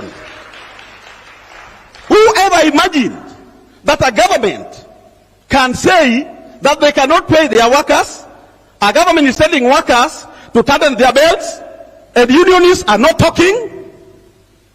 Don't count me there, I'm not there. I am with the people. And once we will stand with the people, and we will not tighten our belts, a government that cannot pay our workers has no business being on the throne. Thank you very much. Thank you very much. He was speaking on behalf of all the academics and those who profess at the university. I would like to call now either Manyara or Makajos, and then Ruth Mumbi, either Canon Karanja or his representative Suba Churchill, and we finish with Kenneth Osido. Comrades power! Comrades power! Comrades power! Comrades Ria! Comrades Ria! Your Excellency Raila Amolo Odinga, Martha Karua, Kalonzo Musyoka, viongozi wote wa Azimio. Mimi naitwa Anthony Manyara, the President Kenya University Students Organization, also doubling as the President of East African Students Union. Mimi nimekuja hapa leo kuwakilisha wanafunzi wote wa all the universities in this country. Now, before I even make a few comments, let me recognize the student leaders with us here today, starting with my able deputy, Rachel Tabitha. Where are you? You just wave from wherever you are. If you're an elected student leader, tafadhali just wave from wherever you are. As you can see, Your Excellency, tuko na viongozi wote wa conference hapa. Mimi nitaongea mambo machache sana. First of all, let me begin by saying that this government is to blame for very many problems that students are facing today. Jambo la kwanza ukiangalia mambo ya HELB. Last week but one, we had Kabianga University demonstrating. We had very many universities that have demonstrated sababu ya mambo ya HELB. Mimi baba nataka kukuomba sahi ututengea hata kama ni Friday tuendelee na maandamano yetu as university students. mpaka tuhakikishe ya kwamba hiyo pesa imeachiliwa. We are not begging for our salaries. We are not begging for help. Help is a right for every student. I would like to summarize this by saying that you cannot pickpocket a naked man. Reason as to why we are saying this is because wanafunzi pale chuo kikuu wanakaanga panya, wanawinda ndege. These are students who are sleeping hungry. The government doesn't understand that wanafunzi wanainama. We are coming to a situation whereby students are killing themselves, students are committing suicide, sababu hakuna chakula pale shule. Number two, I would like to tell this government that you have come with very many unsustainable policies. One of them is CBC. CBC is completely unsustainable. Why you come up with a program that you cannot be able to sustain it? Number three, Baba, we have the movement for the defense of democracy. Students have been in opposition since 1963. Saa hii tunataka kuomba hiyo bipartisan talks ambayo inafanyika, let youth leaders be part and parcel. Hata fadhali subcommittee itengenezwe kidogo hapo chini, so that young people can feel part and parcel of that process. Nikimalizia Baba, nataka kusema ya kwamba movement for the defense of democracy, kuna wale watu walikuwa wameanza kutent jina wakisema ati hawa watu sijui wamevaa berets, sijui wamevaa jeshi. Hawa ni vijana ambao wako at the forefront of fighting for the rights of many Kenyans who are the oppressed, who are the hoi polloi, who are the people down there. Hao ndio real hustlers. Hawa watu ambao wanapiganiwa na hao vijana, they are the real hustlers. Na mimi ningetaka kusema Baba, we thank you so much because you are the only person who has been withstanding injustice for a very long time. Ukiona university students are on your side, it is because we are fighting for the right thing. Sisi tunataka kusimama kwa haki na ukweli. Mimi mwenyewe nikiwa Manyara nilisema ya kwamba hakuna wakati nitapeleka wanafunzi wa vyuo vikuu kwa njia ambayo haifai. Sisi tumekandamizwa for a very long time. Since history, since time immemorial, this is the very first time that the government is neglecting university students. Wanafunzi hapa shule, they cannot survive. Jana nimeongea na CEO wa HELB, anaitwa Ringera. Ananiambia tafadhali ongea na CS Treasury. Nikijaribu kuongea na yeye ashiki simu. Kuachilia pesa 5.7 billion peke yake, is it a problem really to the government? Is it a problem? Ukiangalia the expenditure which is being used by State House, they're using billions on very extravagant issues. Wanaenda wananunua magari kubwa kubwa. Hiyo pesa inafaa kuachiliwa iende ipea hao wanafunzi waweze kuendelea na masomo yao. Finally, wacha nimalizie nikisema ya kwamba this government does not understand dialogue. This government does not understand dialogue, Baba. Sisi tunataka kuomba tu turundishwe pale kwa street tena. Tafadhali declare, Baba, declare. Kama venye my brother Kaucho amesema hapo, we are very ready. Mimi I mobilize my troops. Kaucho mobilize bunge lake. Watu wengi hapa, tuko na hata Wandai hapa mobilize pale wa bunge. Sisi wote tupatane place moja. We do a real march to State House. Ama namna gani?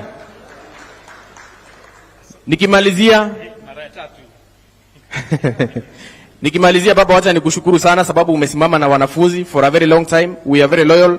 Tumesema ya kwamba njia tuko na wewe mpaka mwisho. Kama ni dialogue, hiyo side nyingine yetu ya dialogue, sisi tutasimama na wewe. Tumerealize ya kwamba wabunge wao wanasema wamepeana people who look like jokers kwa hiyo party yao ya bipartisan. We are telling Dr. Ruto, tafadhali review your team. Let us serious faces. Hata kusema ati tuende tukaongee na Kimani Gichungwa. Who is Kimani Gichungwa? We are supposed to reject those bipartisan talks until they bring serious faces on that team. Thank you so much. Asante sana brother. Namshukuru sana kiongozi wetu wa wanafunzi wa vyuo vikuu Wale wanaokuja kuzungumza sasa ndio tunamalizia, ndio tuje kwenye plenary. Just hold on. Mimi I learned a great lesson when I went to Karachuonyo. Kule unasema Mogik, alafu unaendelea. Alafu unasema Mogik kabisa, alafu unaendelea. Alafu unasema Mogik kabisa kabisa. Sasa ukija hapa Mogik moja tu. Only one Mogik. Dada yetu Ruth.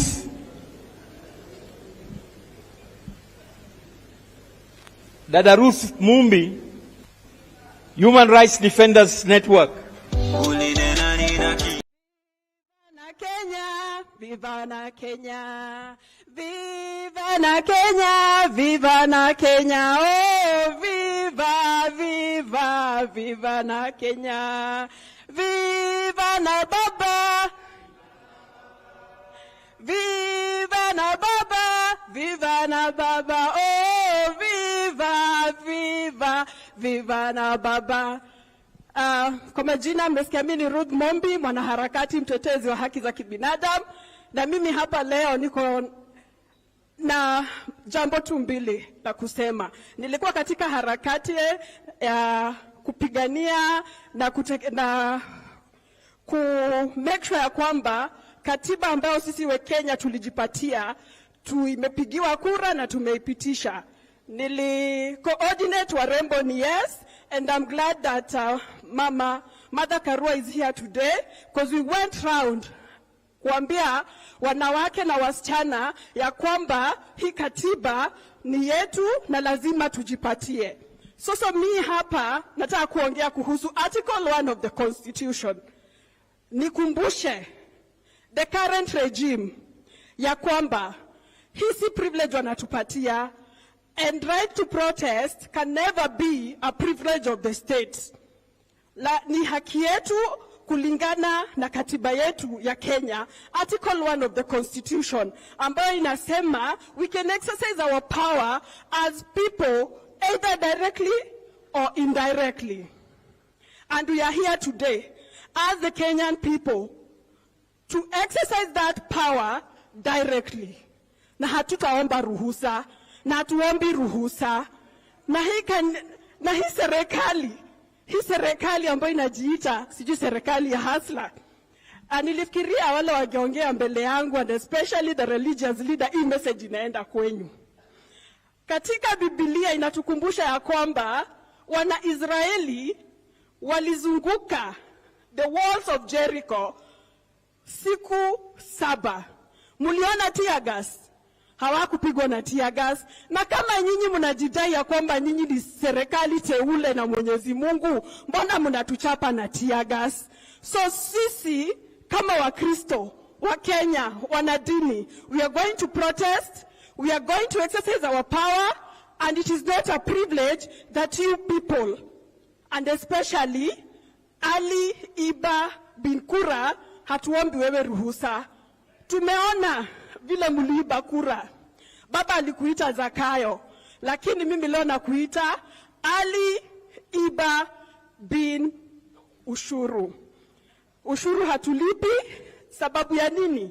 Kama tunalipa ushuru na mnaendelea kuchukua hiyo ushuru yetu kujinunulia magari mkiwa na wao maumau bonoko, sisi kama maumau, the real hustler, the mother of the nation, we are going to take back that power na tuseme ya kwamba enough is enough. So Baba, we are here with you as the grassroots, as the women. Now, dialogues zinapoendelea nationally, we as the grassroots women, we as activists, we as young women of Kenya, tutakuwa tukiziendeleza kule mashinani. Mkiongea hapa juu, na sisi tunaongea hapa chini. Mnachukua sauti yetu, mnasema wananchi wa Kenya wamesema hivi. So, because if we don't reclaim back this country, it's going to the dogs. And it's unfortunate. It's really unfortunate watu ambao hawa believe in the rule of law ndio wanatuongoza. Baba, tunakuuliza tafadhali tupatie list ya friends wetu wale international na maadui zetu. Kwa sababu katika kazi yangu ya wanaharakati tumesimama sana na Venezuela. We have showed solidarity with the Venezuelan people. But wakati Karmago alituibia ushindi wetu, it's really unfortunate that even the Venezuela government haijaiongea jambo. So sisi tutakuwa tunaofa solidarity kwa wale wanatupatia solidarity. So kwa hayo machache na mengi nasema ni asanti, na lazima tushikane mkono, tupatiane nguvu ya kureclaim na kuexpand the shrinking space ambayo inaendelea kushrink katika hii nchi yetu ya Kenya. Nikirudia hapo kwa nini kwa right to protest, ni aibu kubwa sana. Wakati ya maandamano tuliona Kibera, mtoto aliuawa na polisi na tear gas. Tukaona Kisumu, kijana student Maseno University alipigwa risasi. Juzi kumekuwa na maandamano Tharaka Nithi. The illegitimate government imeona ni muhimu kutoa statement kuhusu Tharaka Nithi. But I'm here to remind them, every life matters. And you're not going to tell us when to protest, how to protest, and where to protest. It's enshrined in our constitution, and we will exercise that to the fullest. Viva Kenya, viva! Asante sana Dada Mumbi. We had confirmation from NCCK that they'll send a representative. Is there any representative of NCCK here? If you are here, please come forward. But let me call Brother Suba Churchill to come and share some thoughts, and then Kevin Osido, and we'll close that and we'll come to the floor very briefly. Baba, thank you so much, and the leadership for keenly listening and taking notes. Just a little while longer, and then we'll finish this session.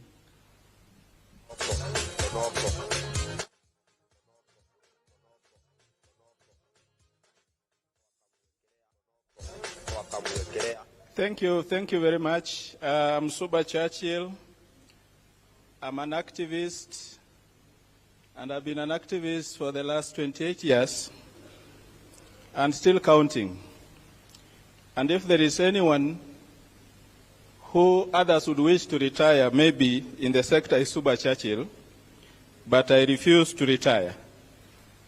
The Right Honorable Raila Odinga, Your Excellencies, present and former governors present, and other dignitaries, it is my pleasure to speak on behalf of a sector that I've served for a number of years, and to show solidarity with some of the sentiments that have been expressed here. I've had the privilege to be part of the team that worked on the Constitution of Kenya, sitting as delegate number 463 at the Bomas Constitutional Conference in 2003 and 2004, and not only sat as a delegate, but co-chaired the Technical Committee on Citizenship and the Bill of Rights. And so my submissions here today are going to be based on the provisions of the Constitution. One of the provisions of our Constitution, under Article 38(2), is that every citizen has a right to free, fair, and regular elections based on universal suffrage. And that is provided under the Bill of Rights. Article 35 of the same Constitution tells us that every person has a right to access information held by the state, and more so when that information is required to protect a right or fundamental freedom. What am I trying to say? That those who have made it look as if asking for the opening of the server is like extracting somebody's tooth without the benefit of anesthetics, should know that accessing information held by the server is a fundamental right protected under Article 35 of the Constitution. And so, irrespective of how the Supreme Court ruled, Article 35 of the Constitution remains operational, and any Kenyan at any point in time has a right to demand access to information held by the state of its agencies, including the IBC, to certify themselves that indeed their right to free and fair elections, as provided for under Article 38, was protected, and that the results that the IBC announced were as they ought to be. I know there are friends who have told us that the 2022 elections were the freest, the fairest. But as one who has observed elections for the African Union in 28 African countries so far, I will tell you that there cannot be free and fair elections if the vote before it is cast is different from the vote after it is cast. The figures that we have been treated to here indicate that the votes before they were cast multiplied for some candidates after they were cast.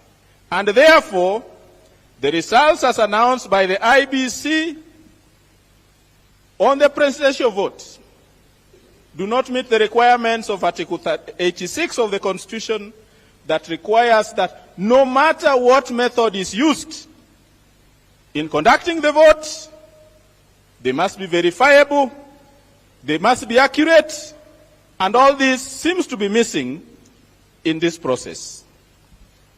Every time this discussion crops up with my colleagues in the sector, I ask them one simple question. Kwamba juzi tuliona watu wakienda kwa shamba la mwingine wakaiba kondoo. Ikiwa huyo mtu ambaye alibiwa kondoo anashuku watu fulani na aseme juzi nimepoteza kondoo kadhaa, mamia ya kondoo, na nashuku kwamba kuna moja iko kwa hii nyumba, the solution is simple. Open the door, let the owners of the kondoo certify themselves that indeed you are not holding any of the lost. That is the stand of the civil society. That there can be no reconciliation without justice. And there can be no justice without truth. That truth can only be ascertained not by my friend Wasonga going to subject this data, but by the holders of the information, making that information available, because we'll end up confusing the masses. Because your lecturers will come up with their own figures, other people will also come with their own. Let those who are holding the information make it available pursuant to Article 35 of the Constitution. That is the stand of the civil society. We have been told in Article 88 of the Constitution that the IBC is one of the constitutional commissions. As one who participated in writing this Constitution, I've looked at the provisions relating to the functions of the IBC. And I think, and I want to suggest, that the Independent Electoral and Boundaries Commission is too important a commission to be established just like all the other constitutional commissions. As an election observer, I know for a fact that there are three types of commissions. Ours falls under the constitutional commissions. Then there is the mixed model and the government model. It is my submission that what is in contention in this matter is not the panel. It is the formula being used to establish the commission. And I want to urge us to admit that our country and our state of democratic development is still too backward to let the president and incumbent president run the show.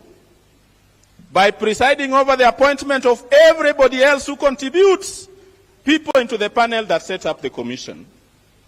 I want to remind us that in 2002, the only reason we had free and fair and credible elections that met the frameworks as set out in Article 86 is when we had different actors, critical stakeholders, saying this will be our representative in the commission. So what we are calling for as a civil society is a review of the method of setting up the IBC. And we are saying that whatever is in this constitution is not cast on stone. That it is not about the panel, it is about relooking at Article 88 of the Constitution and saying this formula is wrong. And Dr. Wasonga will agree with me that as our mathematics teachers used to say, when you get the formula wrong, the answer can never be right. We will never get it right until we get the formula of establishing, not reconstituting, establishing the commission. Because the commission is the one that registers citizens as voters. It's the one that delimits boundaries of constituencies and wards. It's the one that updates the voters' roll. It's the one that oversees the resolution of disputes of nominations. It's the same one that presides over referenda and elections. We are saying this commission must be treated differently. And we have examples in that same constitution. The manner in which, for example, the Revenue Allocation Commission is established, where there is consultation, where people, stakeholders have representatives, is perhaps some of the formula we need to borrow and bring into the establishment of the IBC. Lastly, as a representative of the sector, I would be failing in my responsibility if I don't raise this. Way back in 2013, a new law was passed, the Public Benefit Organizations Act, that was supposed to repeal the NGO Coordination Act and establish an enabling environment for the civil society to thrive and make their contribution in a socio-economic development. That law that was passed by Parliament in 2012, assented to by former President Mwai Kibaki on 13 February 2013, is yet to become operational because successive regimes have refused to operationalize it. We are seeing on the other side people who called us names, said we are evil society. I'm not surprised that day in, day out, they celebrate the contributions made by Kenyans in the diaspora, but never mention the significant contribution that this sector makes to the economy, creating jobs and ensuring that those who are underprivileged, those who are underserved, get some of the services that government cannot provide. Lastly, I agree with those who are saying that hata kama kuna majadiliano inaendelea kwa kikao fulani, moto pia lazima iwe inawaka nje. That's how it works. That's how it works. Without pressure. And some of the things they don't admit. You know, when people are complaining about salary, what they are not admitting is that 2 weeks of mass action cost them the money they would have used to pay. They will not tell you that. But these are the realities. We need to cost them another 2 weeks so that those civil servants can join us in the demonstrations. This is how revolutions happen. Revolutions don't happen when everybody is paid on time. We like it. We like it. Some of us in the activist side of the world like it when everybody is not comfortable. So, Baba, another 2 rounds of mandamano. And all civil servants who are not yet paid will join you in the struggle for change. One thing people who are close to you may not tell you, and which people say outside, is that you don't seem to have the ruthlessness that is required in this struggle. That, you know, my grandfather was a well-known partaker of traditional brew, busa. But he would not entertain a fly around his calabash. You are still entertaining people who have defected. People who have crossed over. People who have betrayed the struggle. By now, there should have been a by-election ongoing in Kisumu for the Senate. By now, we should be having a by-election in Langata. People are saying you don't have the ruthlessness. This struggle requires some level of ruthlessness. And it is not that there's no shortage of people who can lead in those constituencies.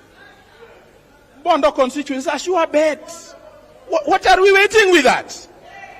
Baba, you need some level of ruthlessness in this struggle. Because if people are aiming to kill you, why not kill them first? That is what the struggle is about. I'm glad to see my colleagues, Kenya University Students Organization. I want to tell you, I'm the founder chairman of the Kenya University Students Organization. And when we were founding it in 1995, some of us were expelled. Then we became clever. We say, if you are thrown out through the door, find a way of coming back through the window. So when we went to the Register of Societies, we say, you in particular, we know you are notorious, you have been expelled, you are not a student. We went and registered in a driving school and came back and say, now you see, we are students in a driving school. Those are some of the creativity that we need. Asanteni sana. Vijana unataka nani? Baba. Na wazee unataka nani? Baba. Hadi wa mama unataka nani? Baba. Sisi ni wa baba. I hope my brother Suba will not mind me sharing the following. I want to share with Baba two things about Suba as he greets him.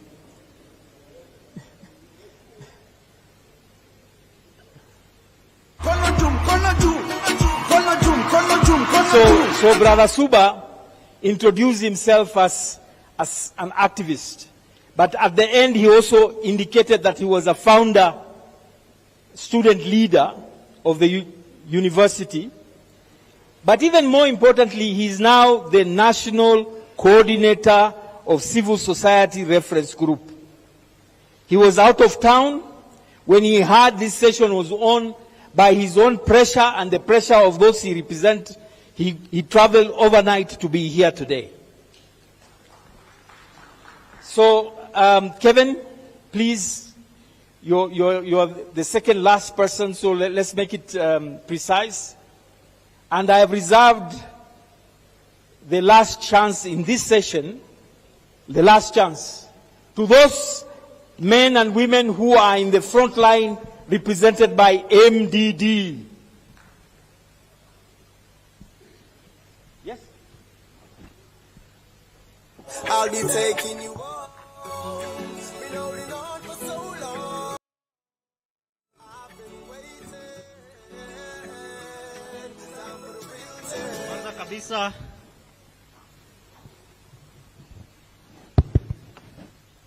Kwanza kabisa ningependa kutambua wale viongozi wa rende la Azimio ambao wako hapa, viongozi wetu ambao pia ni viongozi wa vyama vya kisiasa.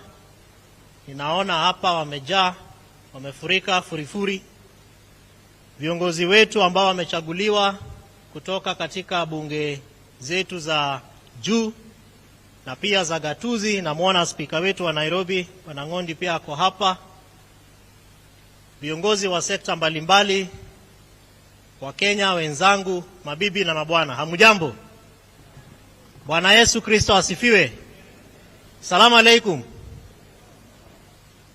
So I want to begin by really appreciating the organizers of this session, who considered it wise and very thoughtful to have conversations and huge numbers to participate. And if a similar call comes from Kenya Kwanza, we will as well attend and make our voice to count. I am speaking on behalf of an organization called County Governance Watch, whose sole purpose is to watch over devolved governments of Kenya, really by presenting proposals and recommendations that strengthen and enhance devolution in the counties. In addition to this, we engage a lot in issues around leadership and governance, And so elections, peace and security really form the core of the work that we do. And so in the Middle East, we have organizations that are from, let me say, across the country, because beyond County Governance Watch, we engage with a network called the Peace Actors Forum that is represented by Madam Leah Kimathi. I think she's seated somewhere there. And also stakeholders from Madare, Kibra, and other informal settlements that we engage with. They have sent me here with a 4-page document that I am not going to read, but I want to summarize it in brief. The first issue is, of course, taking note of the fact that our elections are necessarily standing as a trigger for violence, crisis, and dilemma. And this is happening because, as a country, we have failed to really look at the far greater challenges that the country is facing. And so if you look at very many platforms that have been presented to us, very many conversations that have taken place in this country, there are lots of unfinished businesses. And that is why, even as we stand in this very non-partisan platform, we want to appreciate Baba. Because I keep telling people that if Baba told us that kulikuwa na mamluki pahali, na kuna watu walikataa, na akasema nimewaona wameingia na mlango huu, na msipowazuia na kuwaziba, watatoka na mlango hii ingine. After a few weeks, what happened? The faces of the Mamlukis tulionyeshwa, waliangazwa. If Baba says that there is an issue with this server, if Baba says that there is an issue with this server, si basi tutaweka server pia wawe mamluki. Na baadaye kutakuwa na sehemu na pahali ambapo ukweli wa huo server utajulikana. And so we take note of processes such as the Kenya National Dialogue and Reconciliation processes of 2008 that raised issues. 4 among those issues: constitutional and legal institutional reforms, land reforms, tackling poverty and inequality, tackling unemployment, especially among young people, and of course cross-cutting issues such as consolidating national cohesion and unity while addressing transparency, accountability, and impunity. As a network and an agency, we are convinced that the political process that we currently have, especially bordering on largely the reasons why we are here, focus on humiliating competitors, critics, and those who do not agree with the views, rather than building consensus and strategies for solving our country's issues. So we take note of progressive processes that have taken place to try and deal with some of those concerns, but we are also convinced that the people, the economy, eradication of suffering and promoting dignity are not a preserve of politics and therefore of governments. Progressive voices have to be given their place at those particular tables. And that is why, beyond the agenda 4 issues, the 3 concerns that I have raised are concerns that are bedeviling Kenyans today.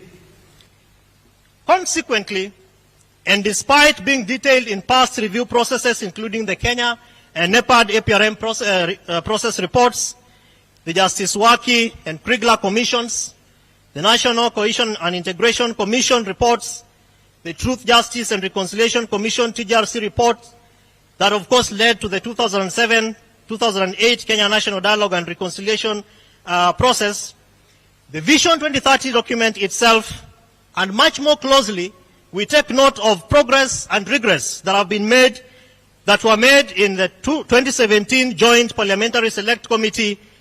And one agenda that not so many of us have talked about here today is the Building Bridges to Unity process that was quashed by our courts.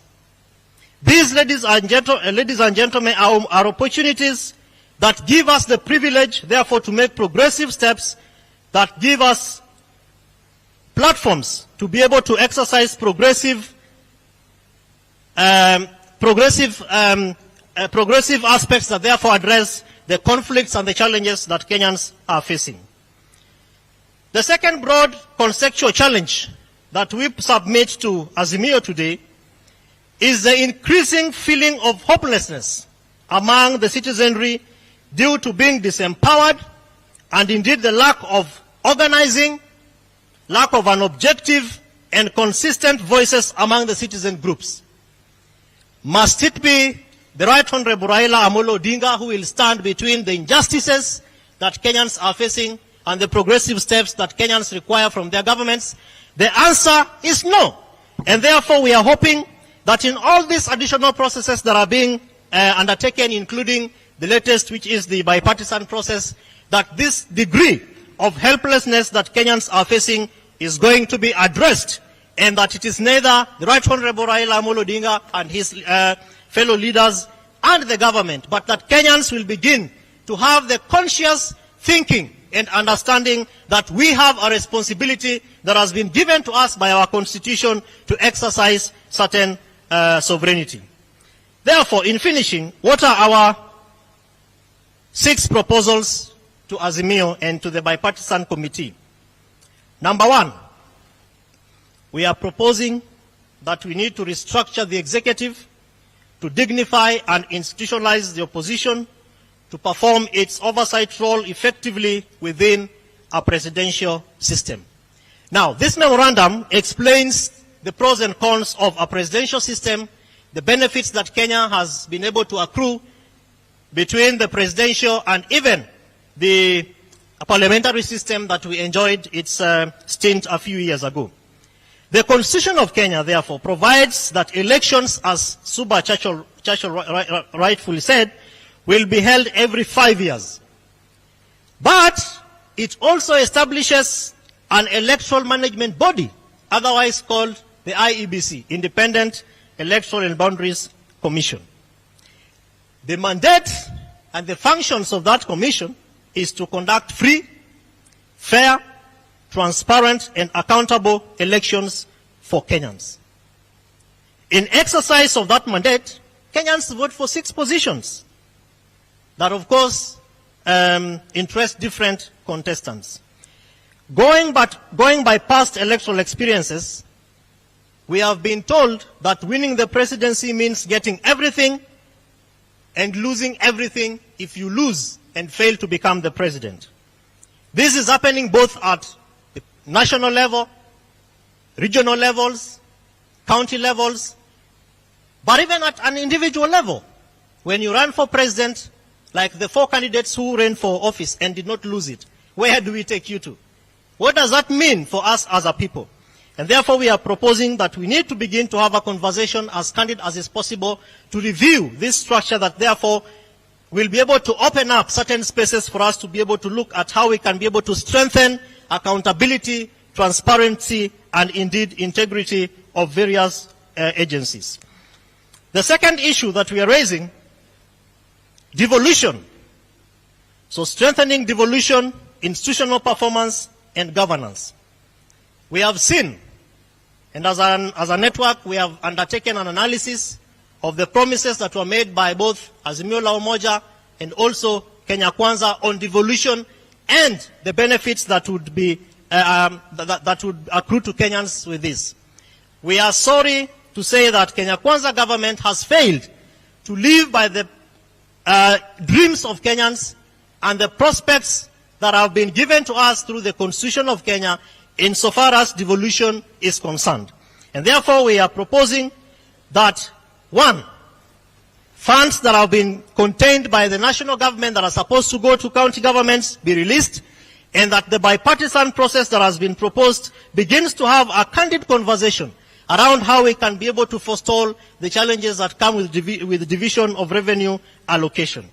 This goes beyond just Parliament, but also looking at the various constitutional commissions and also the functions as a are detailed in Schedule 4 Schedule 4 of our Constitution of Kenya that basically narrates the functions of both national and county governments. Why are we saying this? We say this because we have also noted a trend at which the national government, particularly the Kenya Kwanza government, is stifling devolution, not just because of judiciary mechanisms and concerns, but indeed even regaining and reclaiming functions that are supposed to be done by county governments, and they are currently being both financed and executed and implemented by national government.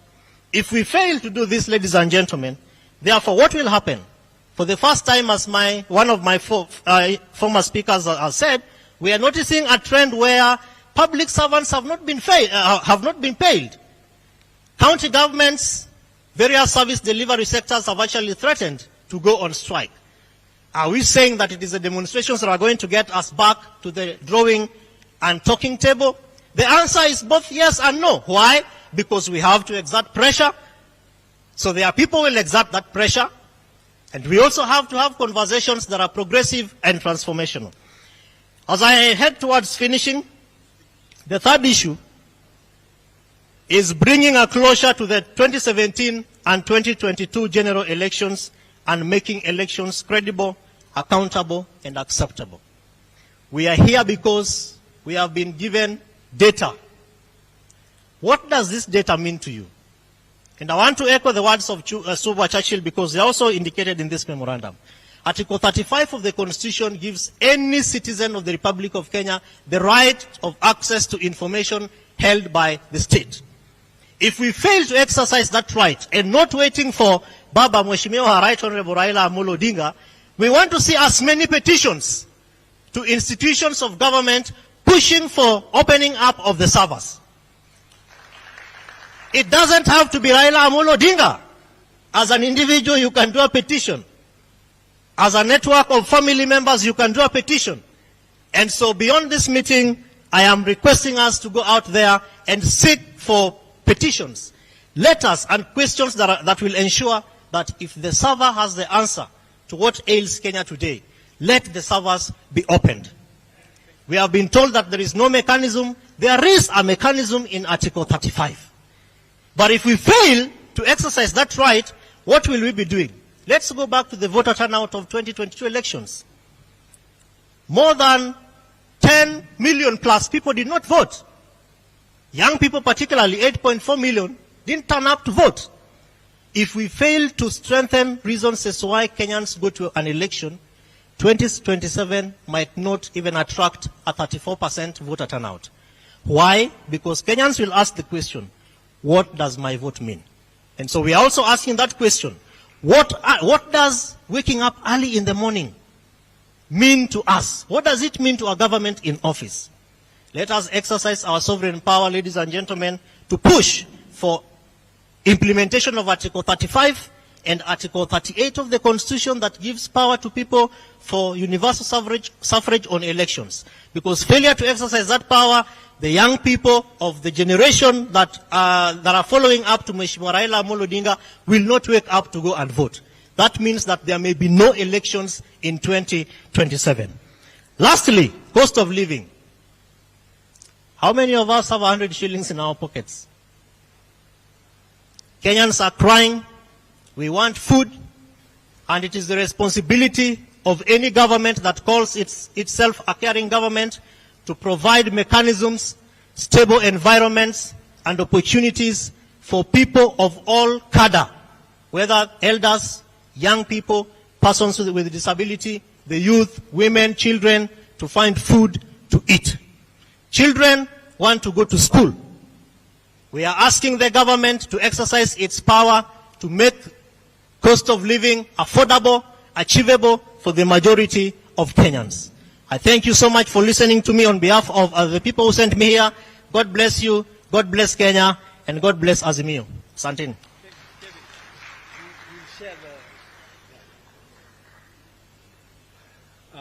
Thank you very much, Kevin. I was not rushing him, but because Kevin has a written memorandum, I'm sure we'll be happy to receive the memorandum and process it, but continue to engage with you and your national network.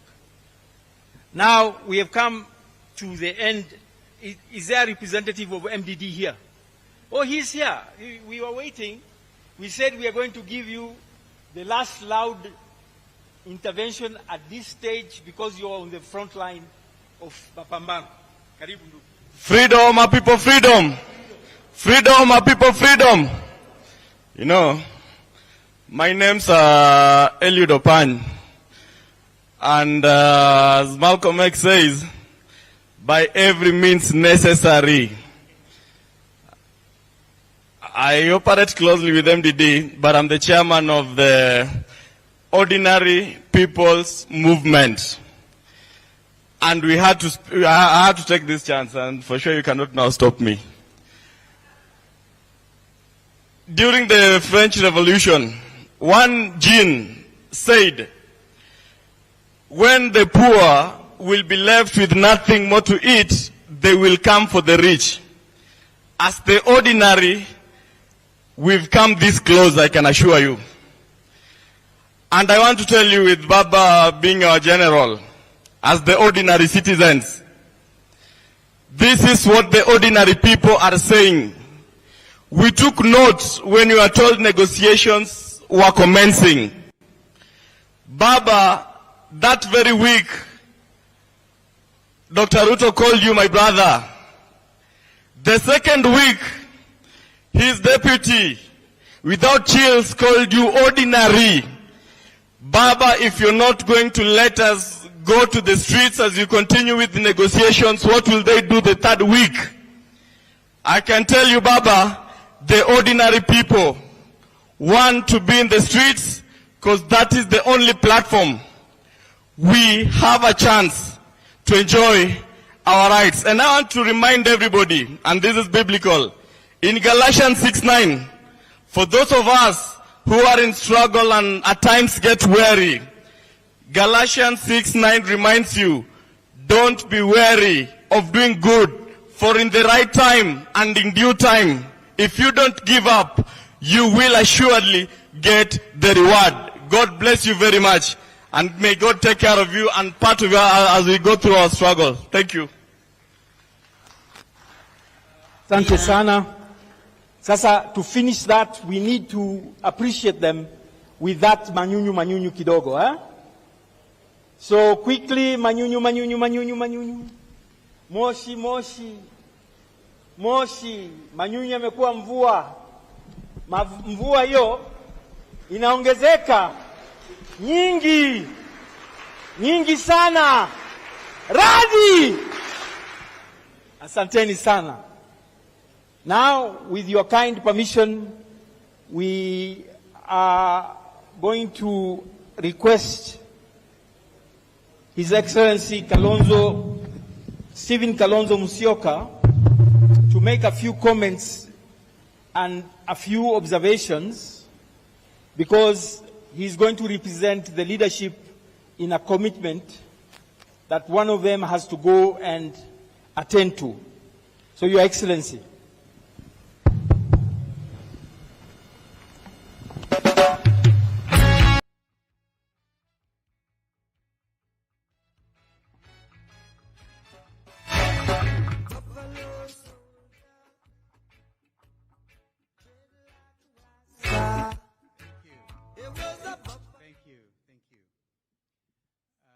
This is not an occasion today for the Buffalo Soldier. We came to listen to our brothers and sisters from the civil society. Kwa hivyo naomba niwasalimie. Hamjambo. Civil society hoye. Azimio hoye. Asanteni.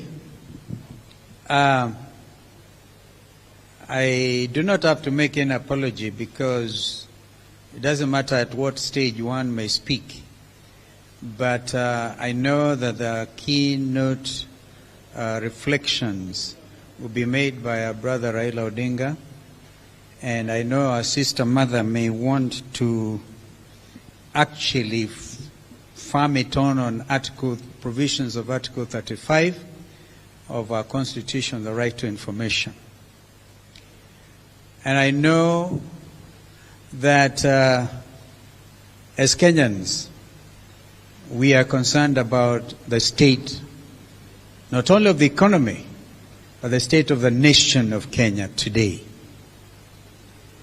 I made a remark over the weekend to which Dr. Ruto replied quickly.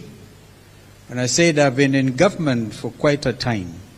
can't remember when, any time, I cannot remember at any given time when the Kenya government was unable to pay its workers. And government is the largest employer. At the time when we had the Grand Coalition government, and Raila will remember, and Mother, we as an economy would raise 97% of our budget. In fact, this is the one country that has not relied heavily on borrowings from either IMF or whatever, Bretton Woods, to be able to finance our recurrent expenditure. Therefore, when at the level of the head of state, somebody at that level begins to argue that you cannot borrow in order to finance recurrent expenditure, this is seriously misleading the country. I want therefore to suggest, and allow me to continue with the journey after this, that Sunday in Kamukunji we will be going back to the People's Baraza. Here they are a little afraid as to why we would want to go back to Kamukunji. We have to report progress. I repeat that those who have read a book by the title A Man for All Seasons, you remember, I think Suba, you may have read it. The main character, one of the characters, is the Attorney General of the United Kingdom, that is Thomas More. And he said that in the thickets of the law, he was a forester. I have this sense, because I've been in negotiations in the region, and of course in our own country, that Kenya Kwanza, let me be respectful to them today, are not serious about this dialogue. They clearly are not. And I think out of this consultative forum, the resolutions that will come out, need to call them out. Yeah, you can always know when somebody is serious. How do you prefix dialogue with the denial in the first place? Denial that this is it, we are not on it, and we can only discuss IEBC reconstitution. That's what makes me think they are not serious about dialogue. I agree with Gaucho. Gaucho said, the ghetto president, he said, these people, if they don't want, there's no dialogue they want. And I want to give him a negotiating principle. Dugu Gaucho, are you in the house? The ghetto president is right there. You find this applicable to Kenya Kwanza. If you cannot dazzle them, dazzling, you can't dazzle them with brilliance, then baffle them with bullshit.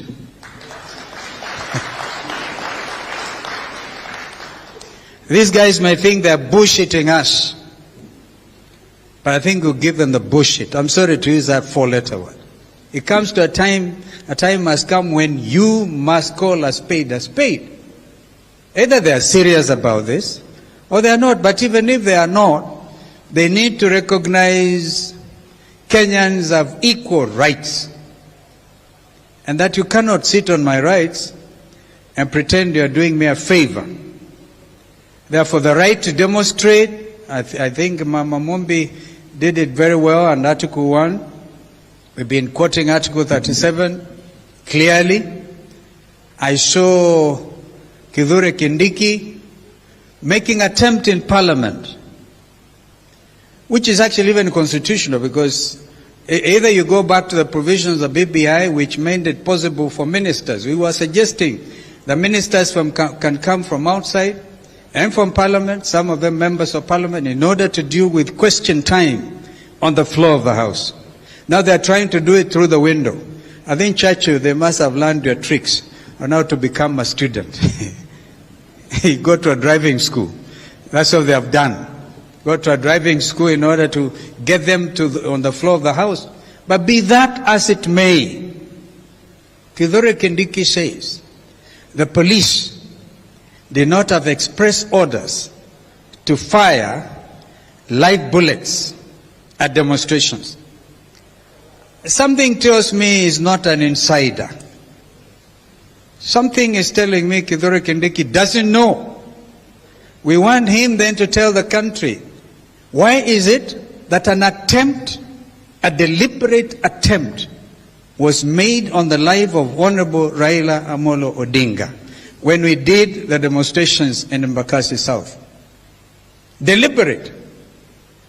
Where was a young man I mentored called Kithure Kindiki? So when he comes to Parliament and makes it look so good, he's sanitizing a regime that has already shown they are willing to spill blood, even of the leadership in this country. If it wasn't that Raila Odinga's vehicle was armored, we would be talking a different story. Therefore, from this forum, please join me in demanding a thorough investigation on that attempt on the life of Raila Odinga. Otherwise, it will be casual.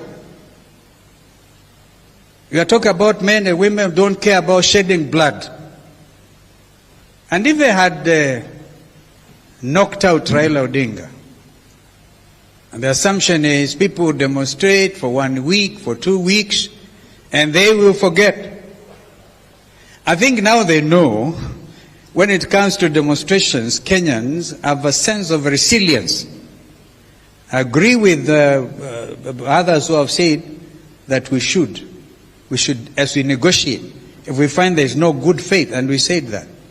I think in the statement that our brother Oparanya issued on our behalf, we have made it clear, if we see evidence of no good faith, as indeed is clearly demonstrable from their own actions and utterances at every level, then the Kenyans have a right to go back to the streets. But imagine taking out Raila Odinga.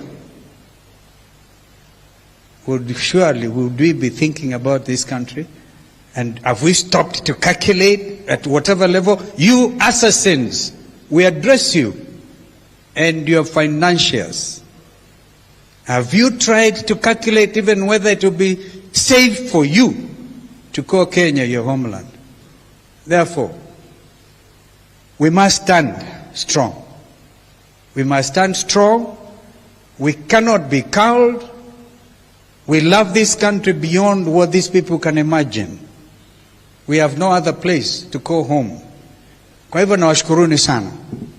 Remember Gaucho, if you can't dazzle them with brilliance, then baffle them. Baffle them with bullshit. May God bless you and bless our country.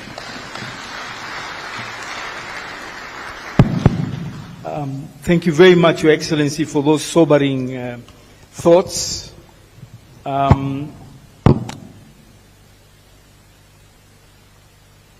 I would like us to negotiate. You know, we are saying we are saying that we are people who reason together. Many things have been said by our brothers and sisters who have come on this stage. This is a time when we are supposed to open plenary. Baba and the leadership team that is here have very patiently sat for the last 3 hours listening to us. So I would like to negotiate with you and say we go a maximum of half an hour and we divide that half an hour between us and the leadership, so that we give 10 minutes to someone who has a very burning issue. Please don't raise any matter that has already been raised. You have a very burning issue. Please address it and then give Baba and the leadership team 20 minutes. So a maximum of 30 minutes. Is that acceptable? Is that acceptable? So just come. I'd already recognized you. Please don't use the mic yet. Just come. Switch it off, please. So you are number one, and we'd like to be very brief. The second person would be someone who represents youth and persons with disability. She's called Wanja Maina Hana. If you put up your hand, somebody will bring a mic to you. Please bring a mic. Please give them that mic. I'll give you mine.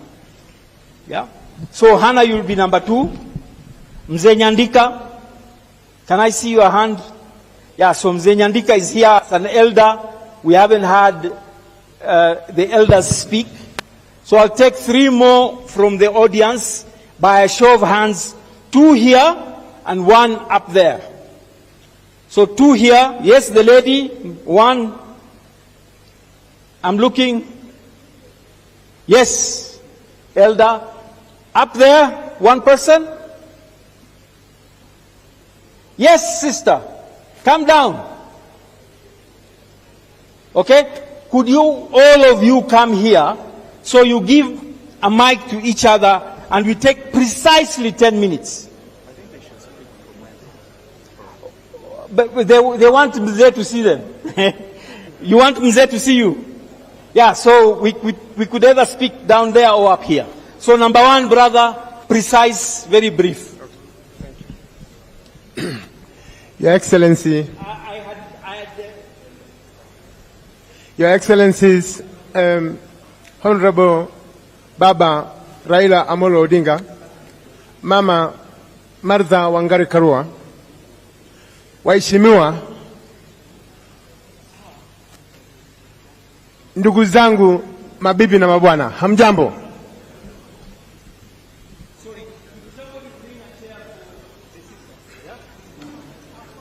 Jambo la kwanza, ningependa tu kuchukua fursa hii kueleza nyinyi wa Kenya vitu viwili peke yake.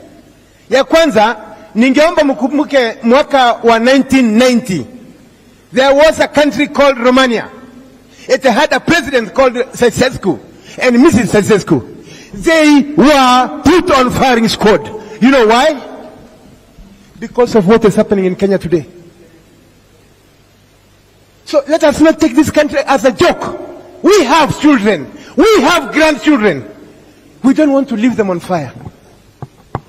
Ladies and gentlemen, I am asking you, Baba, look at us. We are helpless. Tunakuja maandamano alafu tunakutana na watu wako na risasi. Hiyo sio maandamano. Turuhusiwe pia sisi tubebe zetu. Tukutane na wao ndio wajue sisi ni wanaume pia. We do not want jokes anymore in Kenya. Gentlemen, I will remind you about Rwanda, our country, our neighboring country here. A plane was shot down. It had Abariamana and Uliengiamana. They were from here in Nairobi doing negotiation for peace. My friend, 1 million people died. Is that what you want to see in this republic? Alafu mtu anakuja kusema ati Raila anataka handshake. Raila anataka handshake ya nani? Tulimpatia kura na ameshinda. Tunataka handshake ya nani? Open the motherfucker. Sasa ndio mtajua tumeshinda hii kura. Asante sana.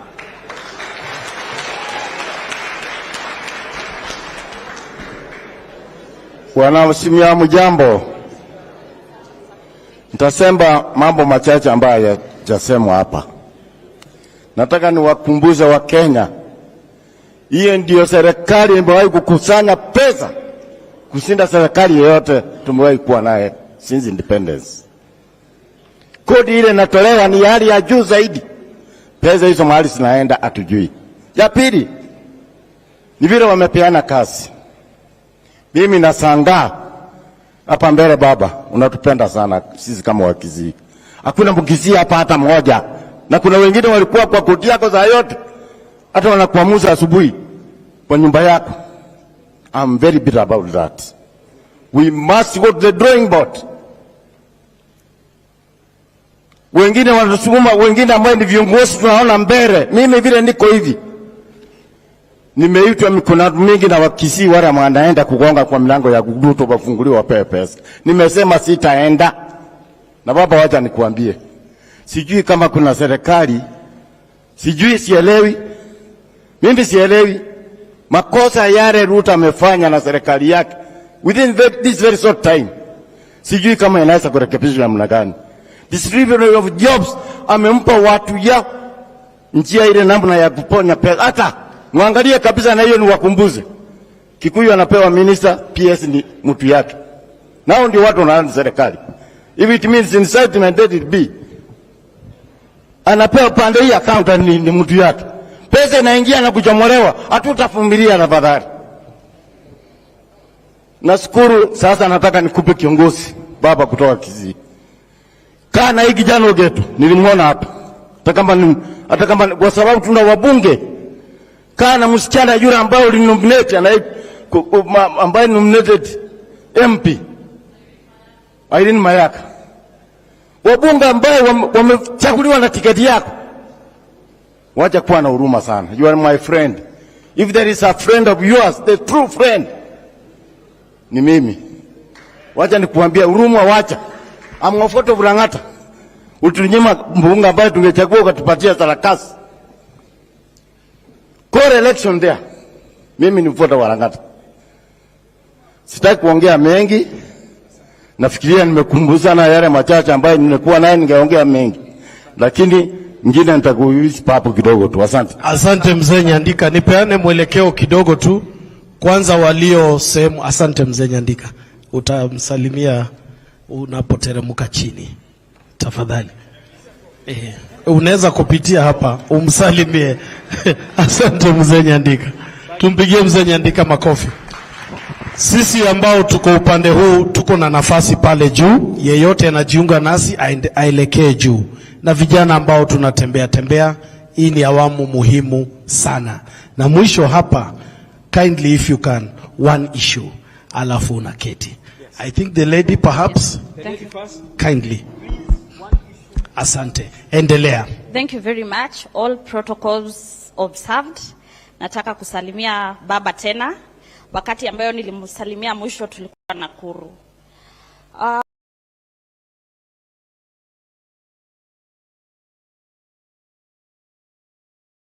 The last time niliongea na baba tulikuwa University of Nairobi, an alumni, na baba alikuwa atupe 6,000.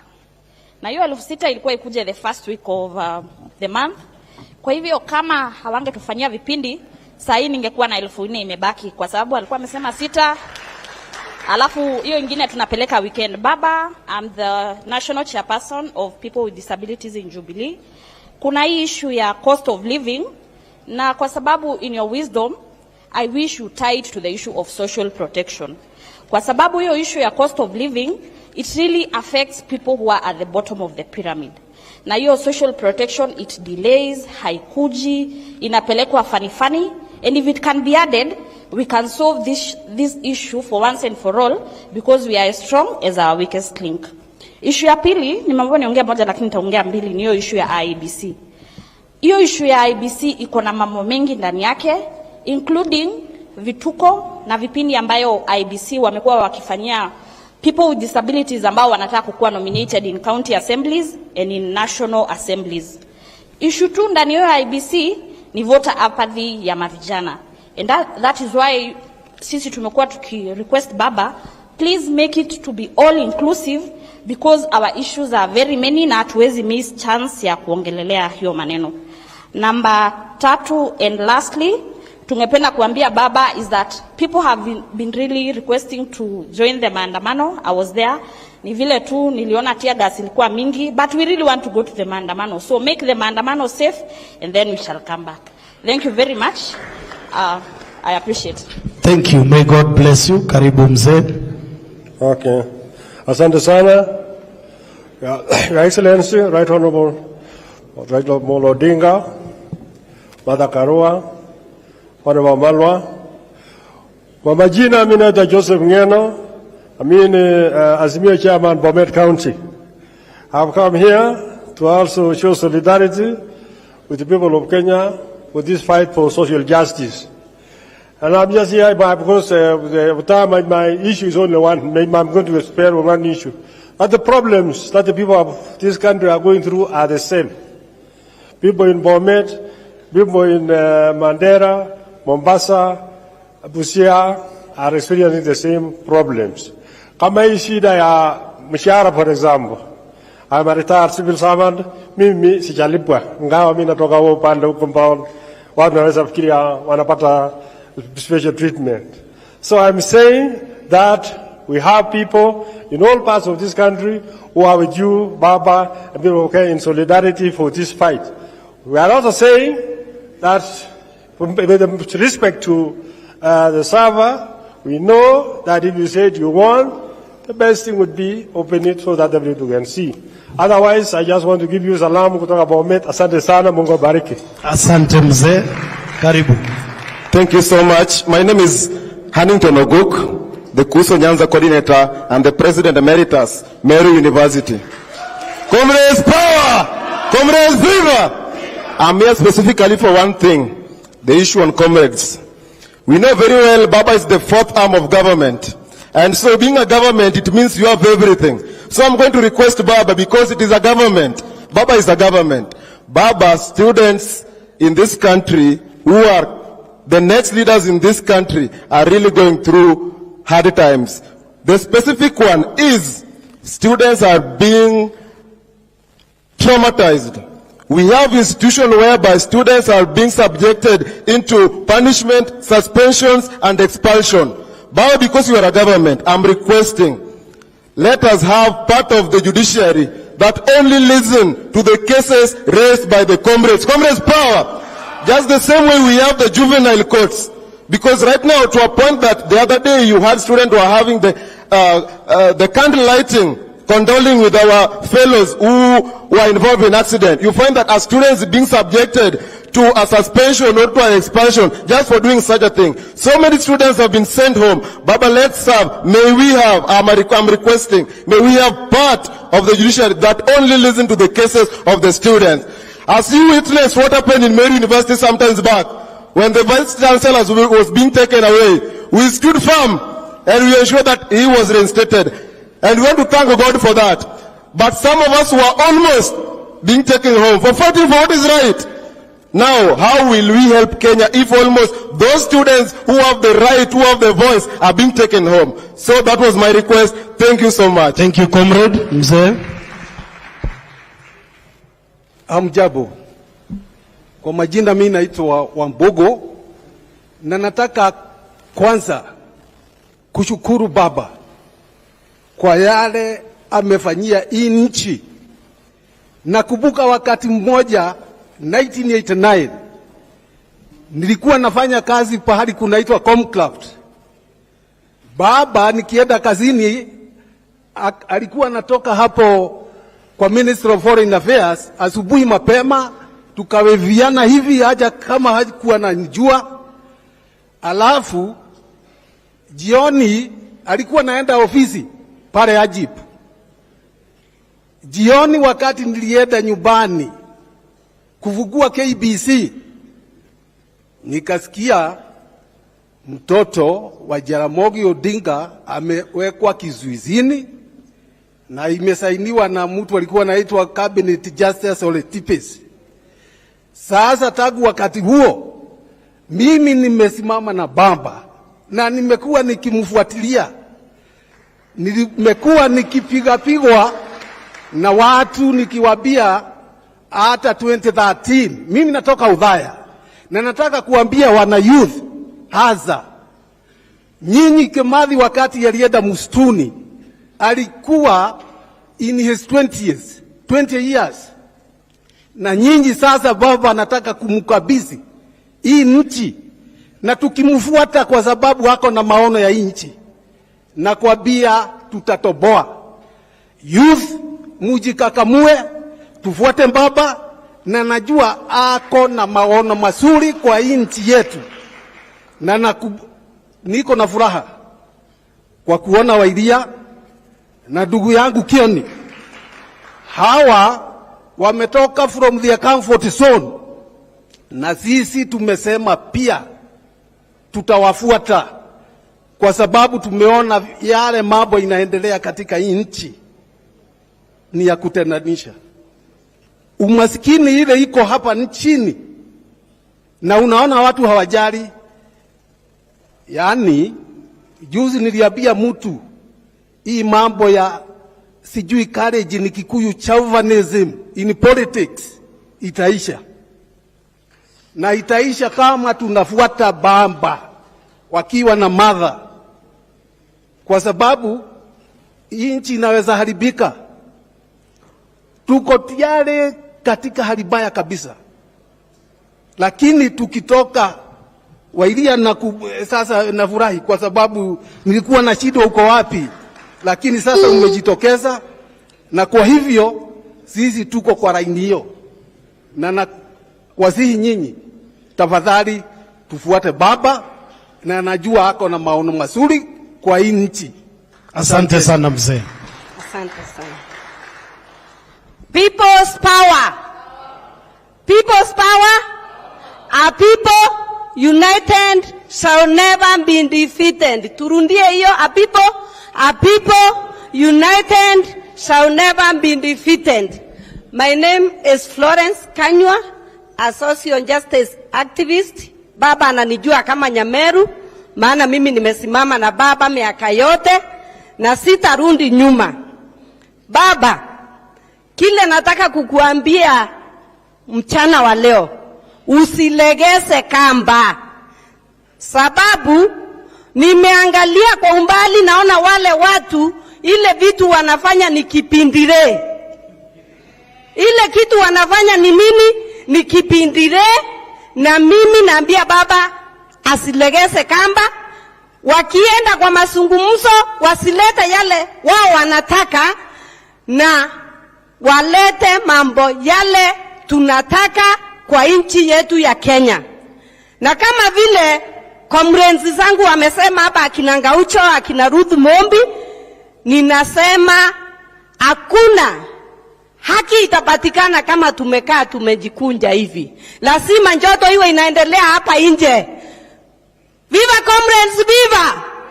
Asante mama. Viva comrades, viva! Baba, kabla niondoke hapa nataka kusema hivi. Nashukuru Mungu sana kwa kutupatia wewe kwa nchi yetu ya Kenya. Nashukuru Mungu sana kwa kulinda wewe miaka yote.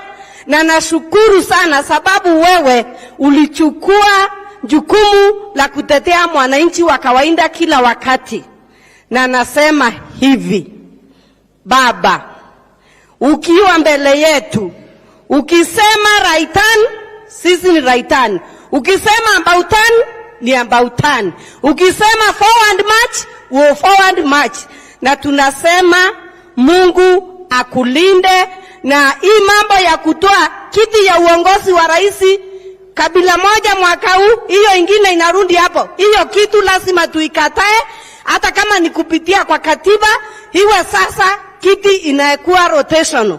And I know Raila Amolo Odinga is an institution. Raila Amolo Odinga is a movement.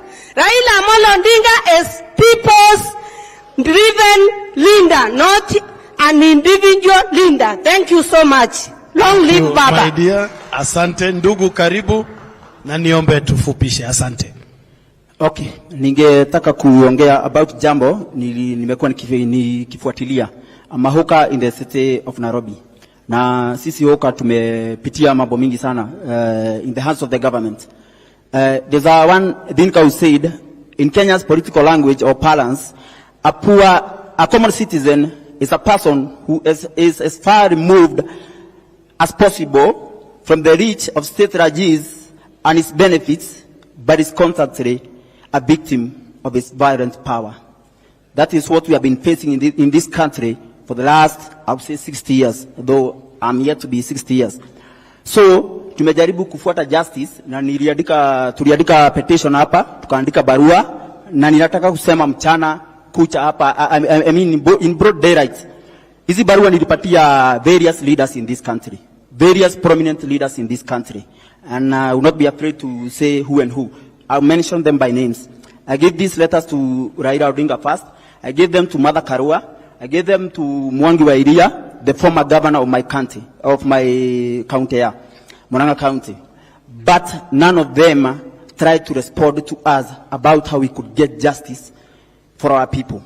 It's very sad, it's very bad. I hate the way we do things in this country. Kama hatuwezi make the institutions of this country to make for everyone, then we are only playing games. Because we will not be here forever. Nobody will be here forever. We should do it not for us, but for posterity. So I want to question why, to know from our leaders if I can get whatever feedback. Because one thing I thought that by approaching Mother Karua as a former justice and constitutional minister, I thought she would be in a position to help us to get justice for our people. Our peoples were maimed, others were killed by the city council and the Kenya police, and many areas were confiscated. And today, many of our people are living with those scars. But we have tried to seek justice, but nobody is coming to our aid. Nobody is coming to our help. I think in the end, we'll say with Martin Luther King Jr., that in the end, we remember not the noise of our enemies, but the silence of our friends. So ile ningetaka ni kupata jibu from our leaders if ile maneno nimesema kama ni ya kweli, because we should follow up and get our leaders to get working for us. They should be working for us, not the other way around. Asante sana. Nafikiri hiyo inaeleweka, na wakati unaketi nitakutuma kwa protocol officer of course ili uchukue hii na uverify your petition. Asante sana. Comrades Power. Comrades Power. Kwa majina ni Vincent. Mimi ni mkaji wa huko Embakasi. What I want to talk about is just one thing, about unemployment to our youth. Most of the youth currently they are unemployed. And kwa ile manifesto yetu ile Azimio, Baba aliongea about 6K. And I still believe that hiyo ndoto yetu, Baba one day, vila nasukuma, hata sisi wenyewe kama vijana tuko nyuma yake, tunataka akue president, ili zile ndoto zile manifesto zenye alisema, ile 6K vijana wapate. Currently most of the youth they are unemployed, they don't have job. Sasa ukienda mtaa unapata most of the youth wako tu base, zile java base wanakula tu mirend whatever, which is not good. Another thing, hii mambo ya Baba anapata mambo ya maandamano, tunataka hii maandamano iendelee. Juu vijana tunaumia. Hii maandamano wakati wale viongozi wetu wa saba wanatuelekeza pale mbele, sisi pia tunataka vile tuko ucha alisema. Every Monday maandamano ikue kila siku. Ili wakati wanamalizana na ile mambo ya bipartisan, sisi pia sababu wakati tunaongea, wakituona kama tuko barabarani ndio watatimiza vitu zetu. Asante sana. Another thing, dakika moja. Aya, tafadhali. Nataka Gaucho. Please, pale Jivanji. Sasa maskari wameweka kila siku wanafukuza watu pale. Gaucho tunataka wewe uongee pale, uongee na hao polisi, hiyo mambo ya kufukuza watu pale waache. Asante sana. Asante ndugu. Asante ndugu. All protocols observed. Viva comrades, viva. Forward with organizing, forward. I'm Jerry Mwangi from the Social Justice Movement, Nairobi chapter. And my contribution hapa ni also teen moms and women in general, na pia the working class ambao wako Mathare. Mimi mwenyewe nimetoka Mathare, na sisi tukitokea 20th siku ya maandamano tulitokea because of the high cost of living ambayo tuna experience sana, ambayo inatuumiza sisi kama wananchi ambao wako huko chini at the grassroots level. Bado hiyo haija change, na tunasema mediation ikiendelea huko na bipartisan room in the bipartisan room, sisi tunafaa pia sisi tunaendelea, kwa sababu Hon Kalonzo here amesema those people do not have direction, and sisi kama watu hatuwezi kubali kulidiwa with people who hawana direction. We should give direction. Na direction ni we put pressure so that the right team yeko hapo mbele, so that kile sisi yenye tunataka sisi kama wananchi wa huko chini, na sisi kama women ambao tunateseka kila siku, has been Cha has said before, tunataka vitu ambazo tunataka zikuwe presented hapo mbele. Na pia what Vincent has just said here, majority of the youths are not employed, na ndio inaleta also crisis zenye zinaendelea. Kuna high cost of living, kuna crime ambayo inaendelea kwa mitaa yetu, na ni kwa sababu vijana wameenda shule, wazazi wamewasomesha, lakini hakuna employment. Na ni kwa sababu ya government ambayo imejiposition hapo kama government ya Ruto, ambayo haina interest ya the youth that has. So ni lazima to march siku ya 7/7, tuende tuwatoe State House na tuweke the right people who ambao wako na interest ya the people at heart. Thank you. Thank you. Na niwashukuru nyote mliotoa maoni haya hapa, na nitoe hakikisho kwamba yatashughulikiwa kikamilifu. Niombe sasa kumkaribisha kiongozi wa walio wachache katika bunge la kitaifa, mjumbe wa Ugunja, Mheshimiwa James Opio Wandai. Karibu Mheshimiwa Wandai.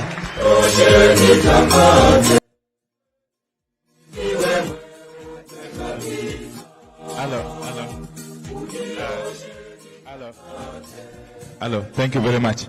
Thank you very much, Baggy, and all protocol observed. I want to start by saying that as the Azimio La Umoja Coalition parliamentary group, we fully associate ourselves with the sentiments that have been expressed since this morning. And more particularly, we fully adopt the position taken by the social justice sector on these issues. Fully. Let me just ask those MPs who are here to just stand so that we may know them. Just stand and wave. Very good. Asanteni sana. We also have in our midst the leader of majority of the Nairobi County Assembly, Mheshimiwa Peter Imwatok, and I think their whip, Mheshimiwa Moses Ogeto, and all the MCS who are here. Kindly be upstanding for you to be acknowledged. Thank you very much. And let me say this about the so-called bipartisan process. You are aware, and all of us are aware indeed, that in the election of August 2022, upwards of 8 million Kenyans who are registered voters did not vote. So the question is, how can Parliament pretend to be representing those people, and yet we do not know to which political formation they belong? And that's why we are saying that unless that bipartisan process is opened up to include external players, including the church, the student unions, the workers, the youth, the women, and everybody else, they cannot be allowed to proceed. And that is going to be the point of departure.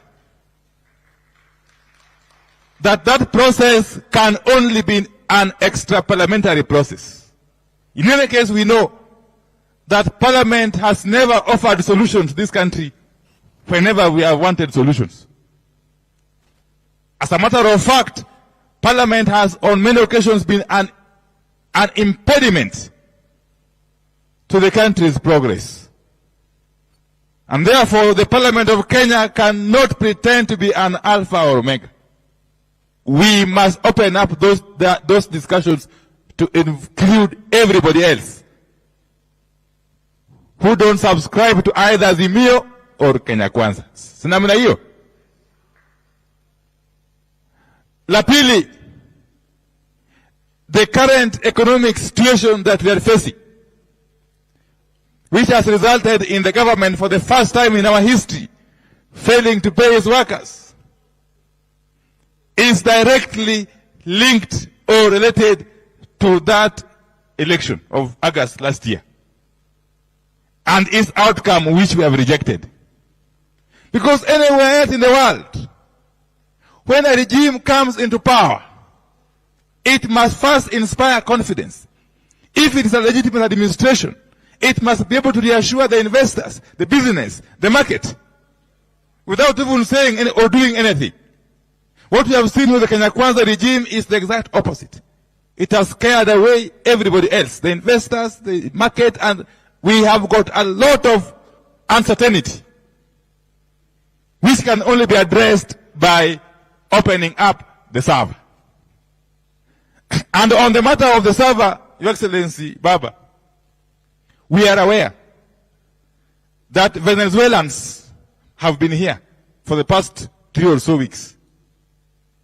They were sent to come and try to tamper with the server, so that eventually, if the pressure is too much on them, they can open it up, and then we find falsified records.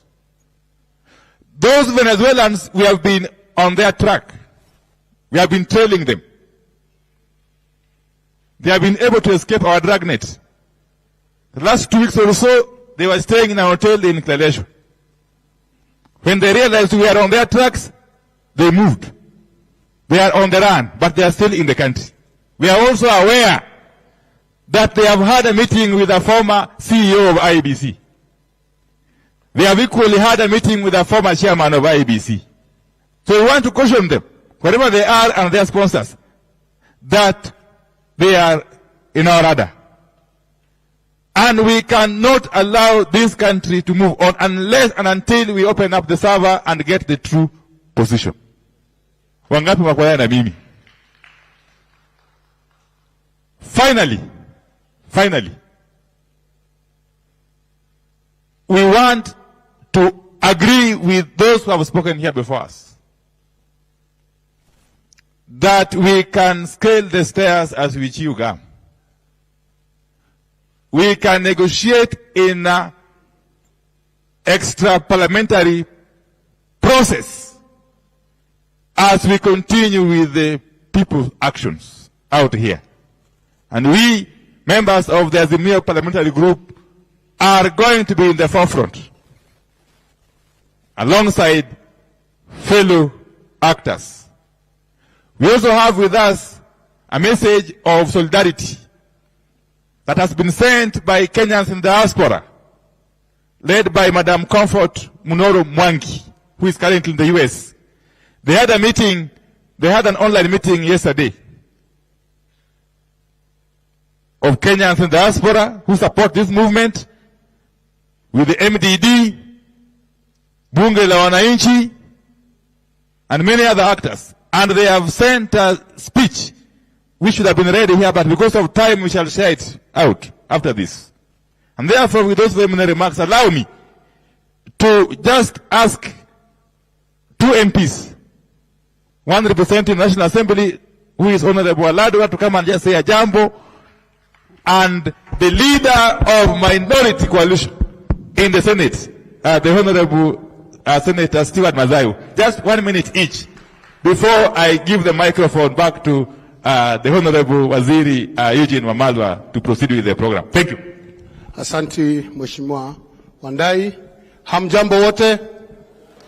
Mimi nataka kusema mambo matatu kwa sababu viongozi wako hapa na wale wameitwa wote wamezungumza kulingana na mahali umetoka na mahali unawakilisha.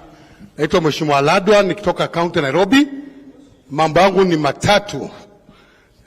My party leader, kwanza, hii mambo ya kunegotiate na watu ambao wajielewi, na nimesikia watu wameongea hapa, na watu ambao wajielewi waoni mbele.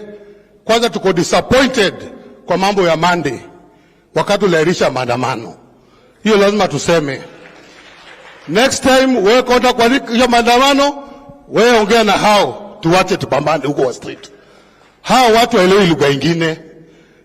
Hata mkisema mchague komiti watu 20, hata milioni 1, hawatasikia. So lugha ya kusikia, na nasikia wengine na kutukana kama Gachagua.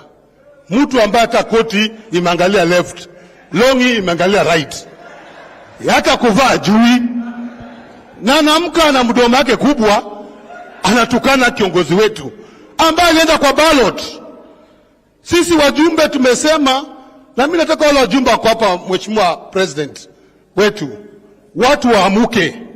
Si wakisikia president kwa mahali fulani na Martha Karua na Eugene wanakimbia hapo. Sasa maandamano hawako. The next maandamano party leader tunataka kuwa coordinated. Kuna vijana hapa wana groups hapa Nairobi. Inakuwa disappointed, maandamano kisha hawajui wanaenda wapi na wanatoka wapi. Na wamesimama na wewe. Tunataka tuwe na proper organization. Vijana wetu wakimaliza tunajua wamepigwa risasi, huyo ameumia, huyo amefanywa hivi, ndio tunajua tuna collect watu wetu wale wameumia. Inakuwa vibaya sana, tumemaliza maandamano, watu wetu hawajui mahali pa kuelekea. Baba, watu wanakupenda. Mambo kuarisha mambo achana nayo. Watu tupambane. Watu tu wapambane. Wangapo wananuka mkono. Hiyo ndio feeling ya watu na ndio mood ya watu. Wewe kwenda kuarisha, uliza Martha. Uliza Eugene, mkikubaliana kwa room huko ni yenyu. Mkitoka huko nyinyi mnyamaze.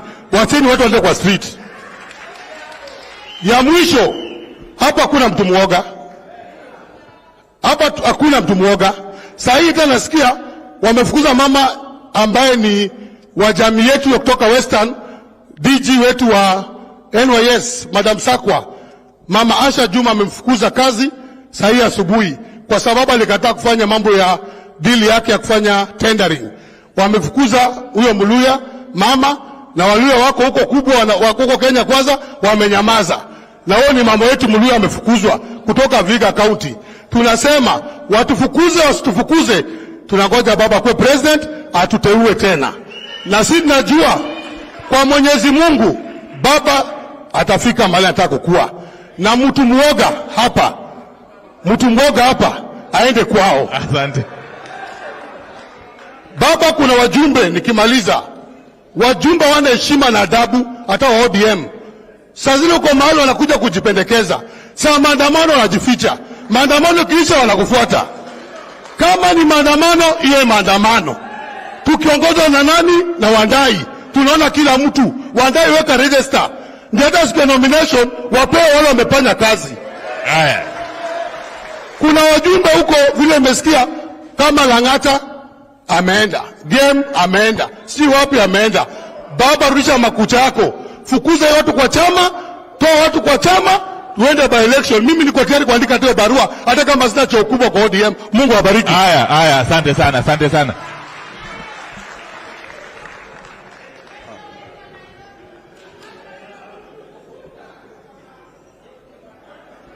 Wakenya hoye! Wakenya hoye! Baba na mama Martha, viongozi wetu, itifaki zote zikiangaliwa, ndugu zangu, mimi nataka kusema kitu kimoja tu, ya kwamba imefika wakati sasa ni lazima hii serikali ya Kenya Kwanza ianguke. Hawana njia yoyote ya kufanya kisheria kuweza kuchukua yule mbunge mmoja ambaye sisi tuko naye pande hii, akiwa ni mbunge wa Jubilee. Na Jubilee kama mnavyojua iko ndani ya Azimio. Hivi sasa wanaanza kuchukua watu wetu wakisema kwamba wanaweka kwao ili waweze kufanya lile jopo la wale wabunge ambao tumechagua. Saba upande huu, saba upande huu. Mnaweza kuona kijana ama mtu anaitwa Eden Keinan. Mheshimiwa Eden Keinan, yeye ni mfuasi wa Jubilee. Kwa hiyo yeye yuko chini ya Kioni. Na ni makosa sana na ukosefu wa sheria ikiwa mnaweza kuchukua mbunge ambaye yuko pande huu alafu mkamchukua mkasema yuko pande wenu. Kwa hiyo baba, sisi tunasema equity ambao ni sheria inasema, if you want equity to come to you, if you want equity to help you, you must come with clean hands. Na tayari katika hili jopo ambalo tumefanya baba, la wale watu ambao ni waheshimiwa ndani ya bunge, saba upande huu wa Azimio na saba upande wa Kenya Kwanza, mimi ninaona nia hiyo haiko. Wao hawako tayari kwa msururu huu wa kwamba tunaweza kuongea kwa lugha ambayo tutaelewana. Lugha ambayo Kenya Kwanza inaweza kuelewa ni maandamano peke yake, hakuna lugha nyingine. Kwa hiyo sisi hakuna kurudi nyuma, hakuna kuogopa. Baba akisema tuende right, tutaenda right. Akisema tuende left, tutaenda left. Mimi nasema njia moja tu moja. Wewe kama mwanaume, wewe kama mwanamke, wewe kama kiumbe cha Mwenyezi Mungu, ulizaliwa siku moja. Na mwezi huu ni mwezi mtukufu, mwezi wa Ramadhani. Ujue siku moja utakufa. Lakini hii nchi ya Kenya itaendelea. Kwa hiyo tunasema ya kwamba hii nchi ya Kenya ni muhimu kuliko mtu yoyote, ni kubwa kuliko hata Ruto mwenyewe. Kwa hiyo sisi hatutaogopa mtu yoyote. Baba, tuko tayari. Ukisema tuingie uwanjani, tutaingia uwanjani, tutapambana nao vilivyo bila kuogopa. Asanteni sana. Haya, asante sana Mheshimiwa Mazayo, kwa vile alado ameongea vikali sana. Wacha nitaje hao wabunge tu kwa majina. Kuna mbunge wa Langat, mbunge wa Kibra, Mheshimiwa Mwalimu Peter Orero. Vile vile tunaye mbunge wa Karachonyo, Mheshimiwa Adipo Okuome. Tunaye mbunge wa Ndhiwa, Mheshimiwa Martin Owino. Mbunge wa Mwingi Central, Mheshimiwa Architect Gideon Mulyungi. Na tulikuwa na wale wabunge wenye kamiti ya negotiations kiongozwa na Otiende Amolo, walikuwa pa wote na kitu wameenda nje kidogo. La mwisho, Senator wa Migori, Mheshimiwa Eddie Okech. Asante sana. Wacha nitambue former DG wa Nyeri, tena kiongozi wa wanawake wa Azimio, Mheshimiwa Daktari Caroline Karugu. Asante sana. Waziri Eugene Wamalwa. Sasa nitakukabidhi hii microphone uendelee na ratiba. Asante sana. May God bless you.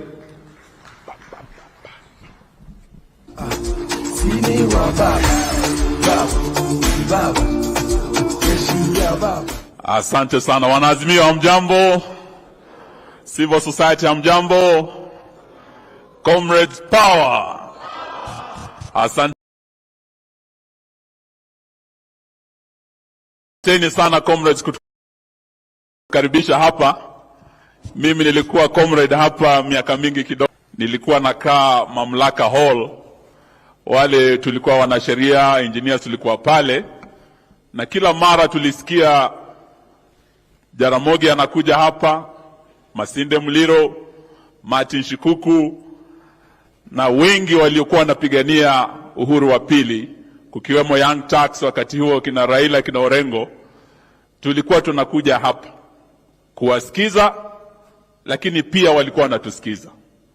Na leo nashukuru sana Odoro Ngwen, Zain, kuhakikisha wenye boma hili comrades wamepewa nafasi wawe nasi siku ya leo. Sababu hawa ndio tunapigania Kenya ijayo, Kenya iliyoko sasa. Tumewasikiza siku ya leo. Kazi yetu leo ilikuwa ni kuwasikiza ninyi. Na zaidi najua hapa mnataka msikize baba na mama. Mumechoka sana kukaa masaa mengi hapa.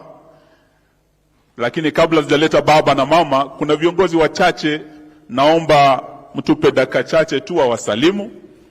Alafu tulete mama, atuletee baba. Mnatupa hiyo ruhusa? So wengi wamekuwa wanasema ati mlima Kenya hauko na baba, ati baba alishindwa kupanda mlima. Hapa tuna viongozi kutoka mlima Kenya. Nimemsikiza kwa makini sana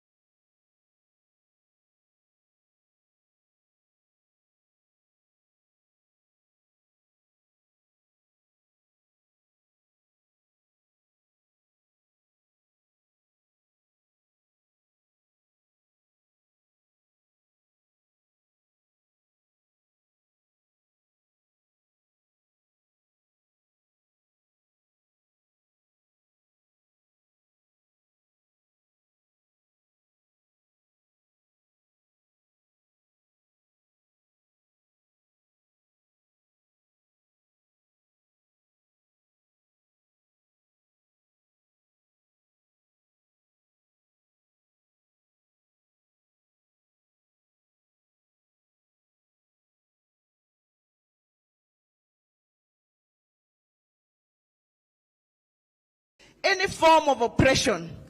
And we want to make sure kule Murang'a. Na yule nawaletea sasa ni yule aliyekuwa gavana wa Murang'a, lakini pia ni party leader wa party ya Usawa, chama ambacho kinapigania usawa wa Kenya wote wawe sawa, sio Kenya ya a few shareholders. Tuko pamoja? Naye anaitwa Mwangi.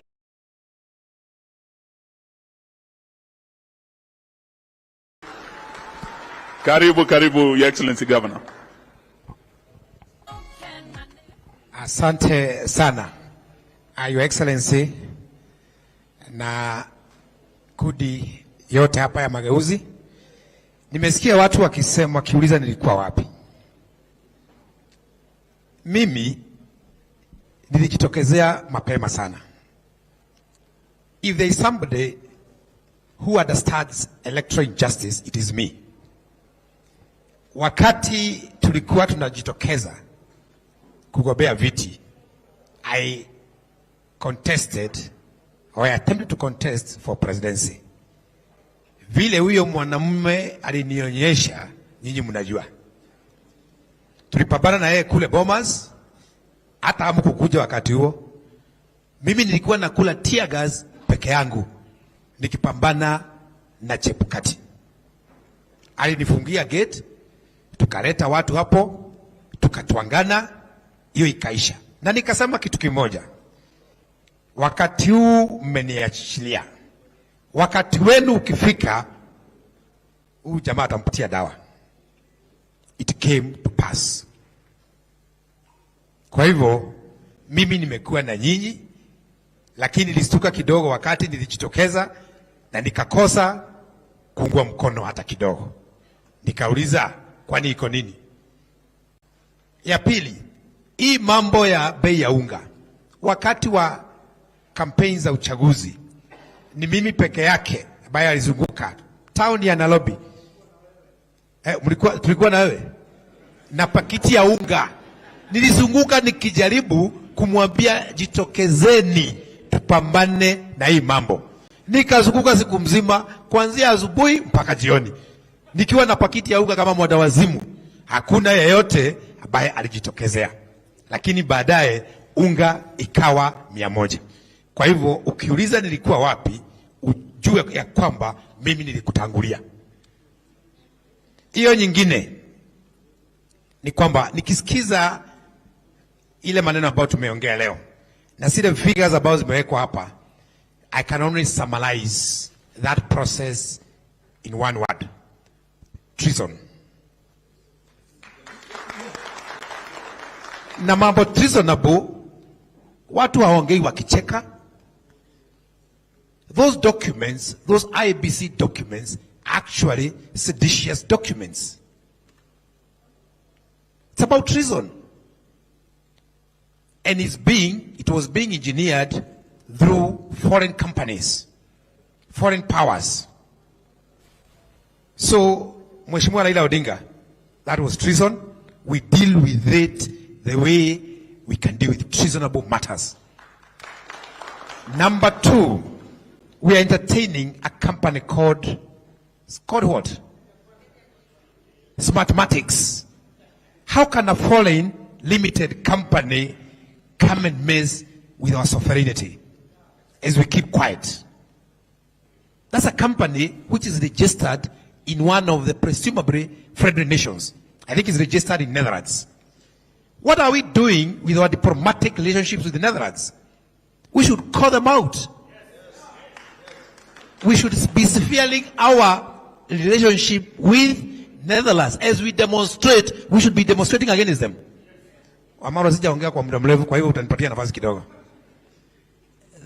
Then there are nations which are involved. What I'm saying is that we should sever our diplomatic ties with them. Hiyo nyingine inatoka kwetu katika Central Kenya. The Deputy President of the Republic of Kenya have officially announced that Kenya is a limited liability company. And we are all laughing aloud and clapping aloud. That is a very, very, very, very, very serious position. That is the philosophy of this government, that Kenya is a limited liability company. We were a company in 1888, Imperial British East African Company, and the MD was Mackinnon. So we are being taken back there. What he means is that all state legacies and benefits which are supposed to accrue are only supposed to accrue to supporters or to those people who voted for Kenya Kwanza. 14 million Kenyans didn't vote for Kenya Kwanza because it's only 7 million who voted for Kenya Kwanza and 7 million or so for Azimio. 7 million didn't vote, 7 million didn't vote for Kenya Kwanza. That means that 14 million Kenyans are not shareholders. And that is an official statement by this government. What are we discussing? We are supposed to call upon wale ambao si wana hisa for us to demand our share. And that's very simple. That's so simple. Wale ambao si wana hisa tujisajili na wao wapeane their share certificates, tupambane huko nje.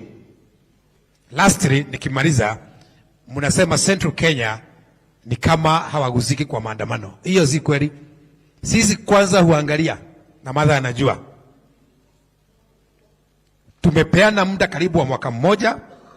Kuna ile ambao tulielezewa na tukaweka kula.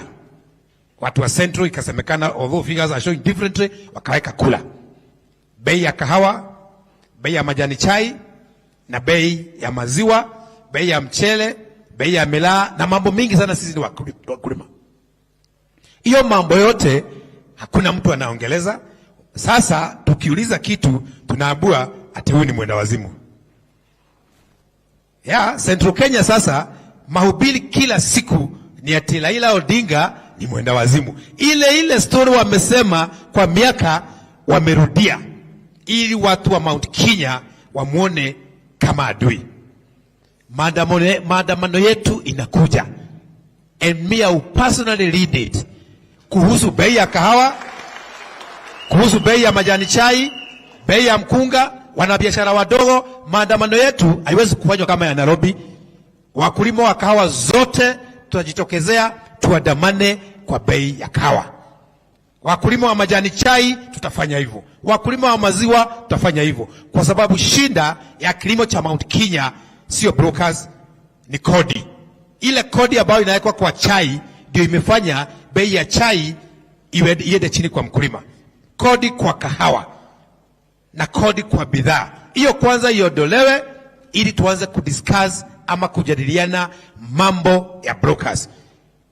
Mimi sina mengi, mimi niko na nyinyi, lakini maandamano ya huko kwa mlima, sisi na wengi ambao wametiwa baridi na deputy president, kwa sababu huko hakuna mtu anaongea. Jamaa ukiongea anatoa meno, ukiongea anatoa meno. Sasa tumemwambia ukitoa meno, as we are porcupines, kama we ni maumau. Thank you very much. Makofi kwa governor. Asante sana governor Wairia. Sasa kutoka Nyandarua mumesikia matokeo hapa. Kuna pahala panaitwa Oljororok. Hapo ndio wizi ulitendeka kabisa.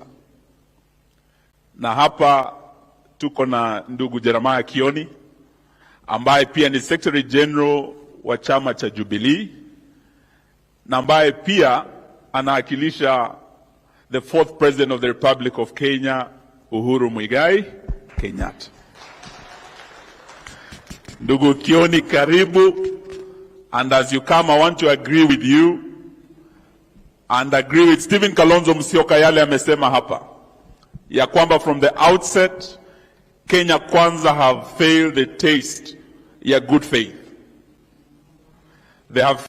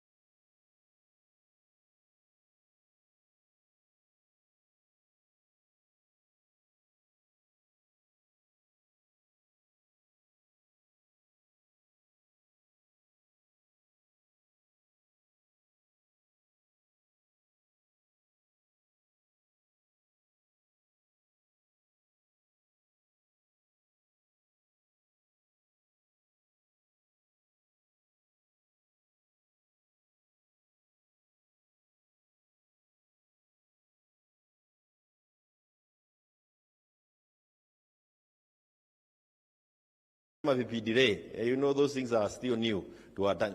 What is that we can do? Kimemi akaniambia goja kidogo, niko na network yangu hapa na pale. Anambia sawa. Are still new to our time. Hii ni vipindi. Network inafanya namna gani? Akaniambia ako na mkutano saa 7 ya usiku, akanipigia akaniambia tufanye press conference. Akaniambia unaita nani saa 7 ya usiku akuja kwa press? Kwa sababu now there was no elections that were held in Mount Kenya. And one of the reasons why even bipartisanship discussions must be outside parliament ni kwa sababu zile kula mnaona ziliondolewa baba na zikawekewa huyu jamaa. And I see people confusing here. To us, he's not a president. Huyo Zakayo. Zile kura alitolewa kwa baba zikawekewa Zakayo, vile vile za wabunge zilifanywa vile. Na ndio tuko na watu kama mfano na ni viongozi. People you can never trust with the representing you anywhere. And that is why we cannot trust bunge to represent us in any of the issues that we want. That's why these discussions must be held outside, because even that institution is a product of thuggery. Na ndio unaona wameiba kura Mount Kenya. Jubilee chama kweli kiko katika sehemu zote Kenya, lakini wingi wa watu ulikuwa Mount Kenya. Wameiba kura, wamekuja kuiba chama ya Jubilee. Wamemaliza hiyo, wamekuja kuiba kodoo.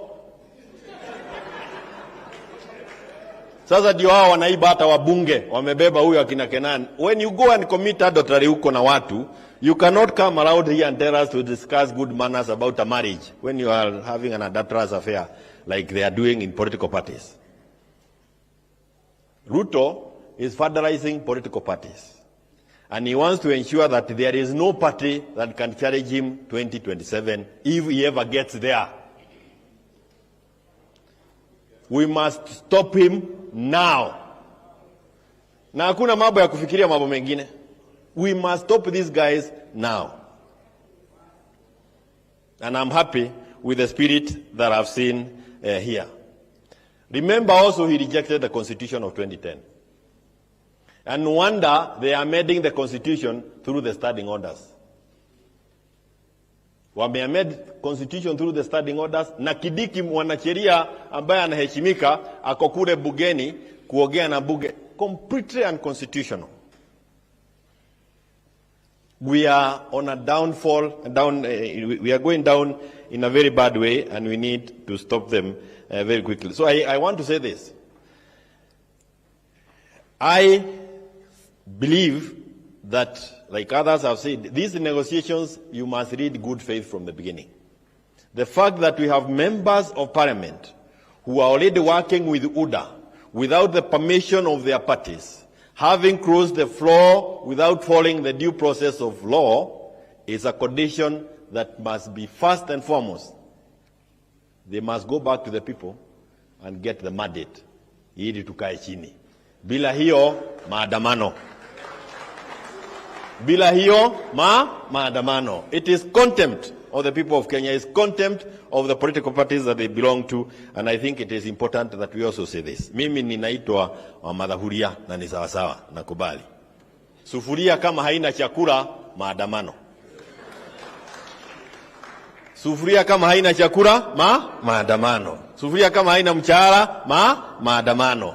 I believe that we cannot stop maandamano, and Baba, and I also plead with you among others, maandamano tuendelee, tukae na hawa watu kama watakaa chini tusikizane na hawa. Na ninakubaliana na mambo ya kausho. Jamani, hawa watu walileta ujinga Mount Kenya. Unaenda kusema pale technical discussions kwa TV, wewe unaonekana peleka ujinga kwa wao. That is the only thing they understand. In discussions, in everything that you do, ujinga ndio itatoa hawa. They are trying to make use of us in a bad way. I want to thank you for your commitment to this cause. Tafadhali tuendelee, and I want to make an appeal to Mount Kenya leaders now. Fuata Wairia, kujeni tufanye hii kazi. Usichelewe. If Mount Kenya people had come out in the demonstrations that we had in the last 2 weeks, we would be in a different space today. They are the ones holding us back on this government. They are the only ones holding Ruto in State House. Hakuna mtu mwingine amebaki naye. Wakitoka, huyu jamaa atakibia kama siafu. Asante. Makofi kwa Bwana Kioni. Asante sana. Kabla sijaleta mama aongee nasi, alete baba. Tuko na ndugu yangu kutoka kule Western. Yeye ndiye amekuwa mkubwa wa magavana wote Kenya. Mimi nikiwa waziri wa ugatuzi. Na kuna jambo ambalo amekuwa anahimiza sana, mambo ya devolution. Na unataka tukubaliane na the civil society. One of the issues you have raised here ni kwamba Kenya kwanza haitambui ugatuzi na haina haja na ugatuzi.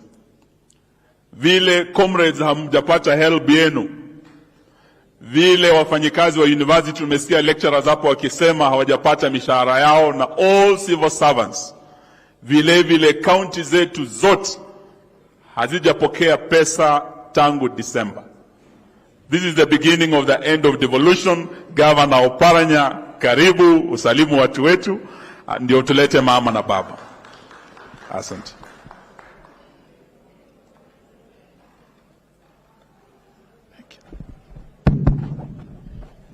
Wananchi amjambo tena. All protocols observed baba, na wale viongozi wengine na wale ambao wamekuja siku ya leo. Yangu kwanza ni kumshukuru mumepata nafasi ya kuja kuongea hapa. Kazi yetu leo ilikuwa kusikiza, na tumesikia. But before I go far, when you see these figures that were here, the theft that was done here, it annoys you. Wengine tulikuwa tunatafuta kura, hatulali. Lakini wengine kazi yao ni kupanga vile wataiba kura. This arouses bitterness to many people in this country. You have spoken so many things here. You have raised so many issues here. But in my capacity as the chairman of the Azimio Executive Council, I want to refocus you people on 4 important issues that we have put on the table, so that we don't lose that particular focus as members of this movement. The first one is cost of living.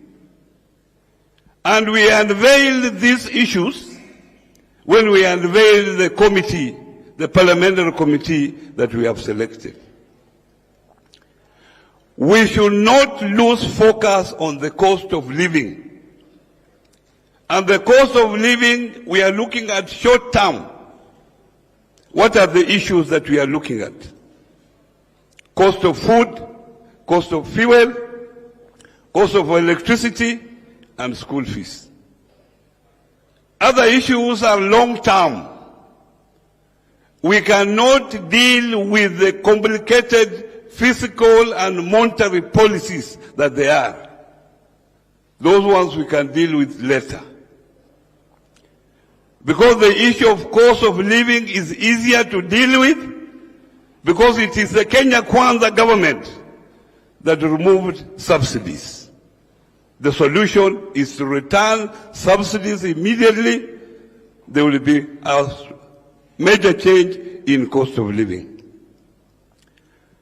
The second issue is the opening of the server, which we can put together with the IPC reconstitution of the committee. That one has been understood very well, with those who came here to talk about it. That is a very critical issue. And what you have seen here, as said by my colleague here, is treason.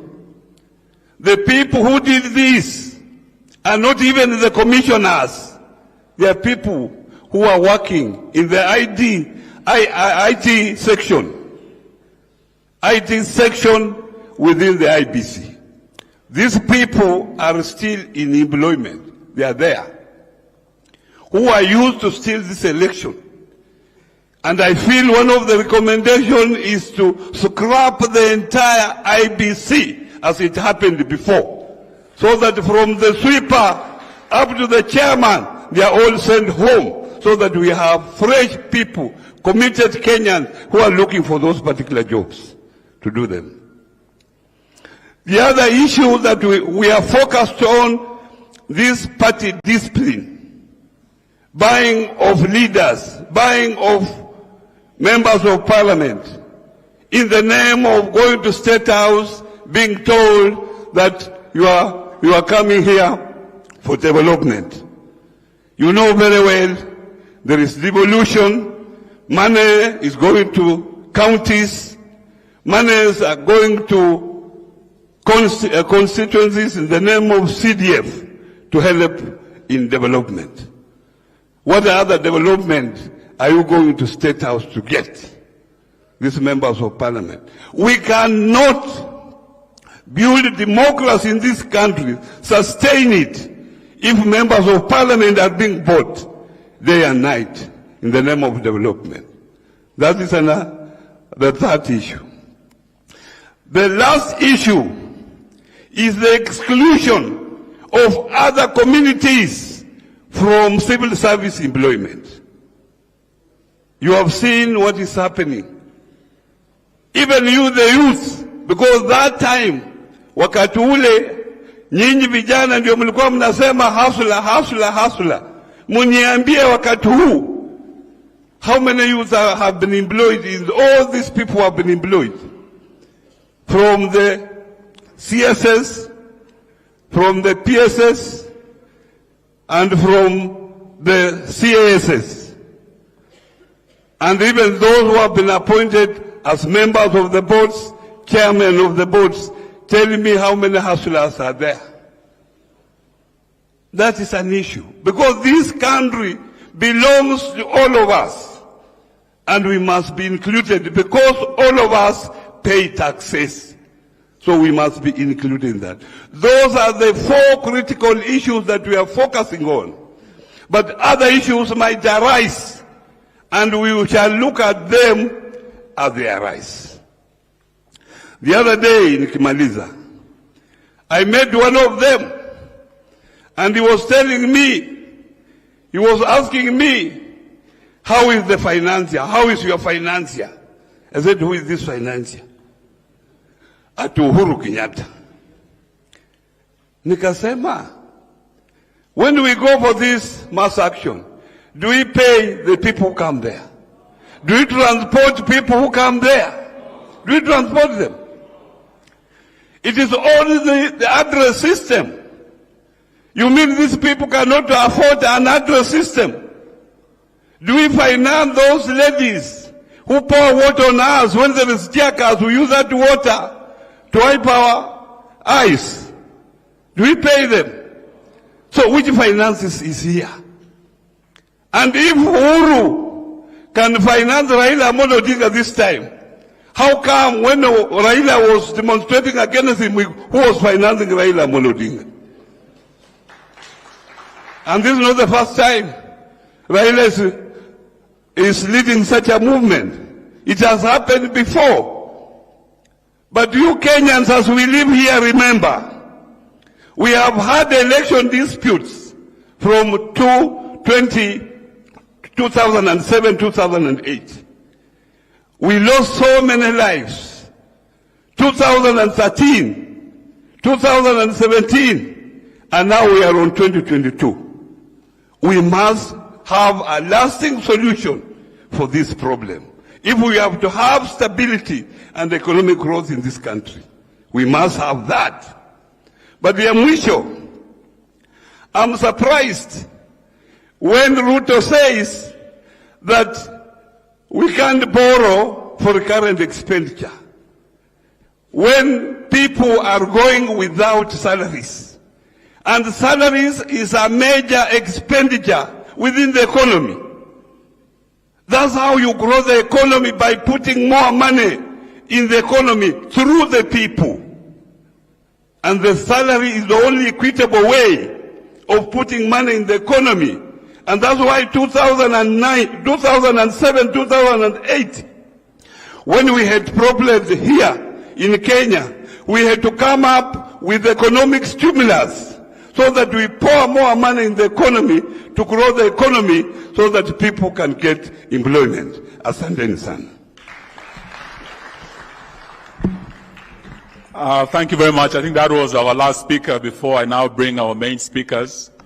And I will be requesting Adam the law that after mama na baba wakishaongea tutakuwa tumemalizia hapo, so nitaomba ya kwamba resolutions zetu Suba Churchill will read for us so that when I bring mama alete baba tufungie hapo. But before we do that, I just want to say one or two words. First of all, to appreciate the comrades and the young people of this country. To appreciate civil society, our religious leaders, private sector, and all those who have walked this journey with us. What Oduor Ongwen said when he was opening these talks was that this place, this Ufungamano, where you are right now, are actually sacred political grounds. And the two leaders I'm about to bring to you have been part of that journey.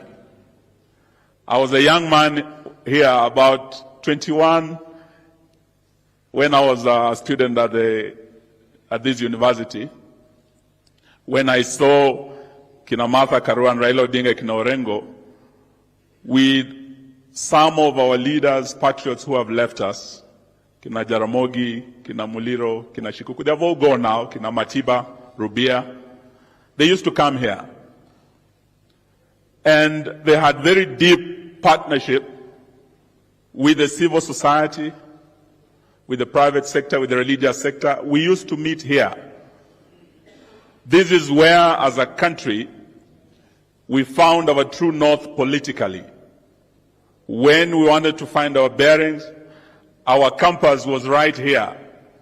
This is where we came to chart the course and the way forward. And therefore, I want to thank the organizers of this particular meeting and to thank civil society, because this war cannot be won without you.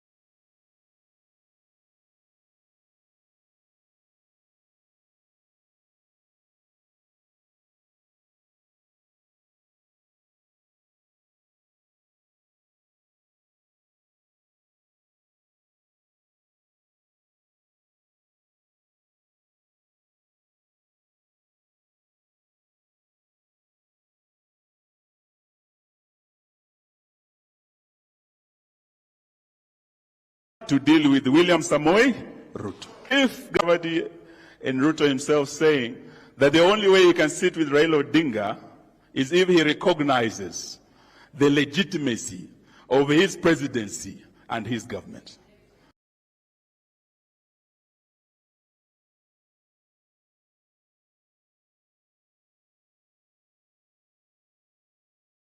The legitimacy of his presidency and his government.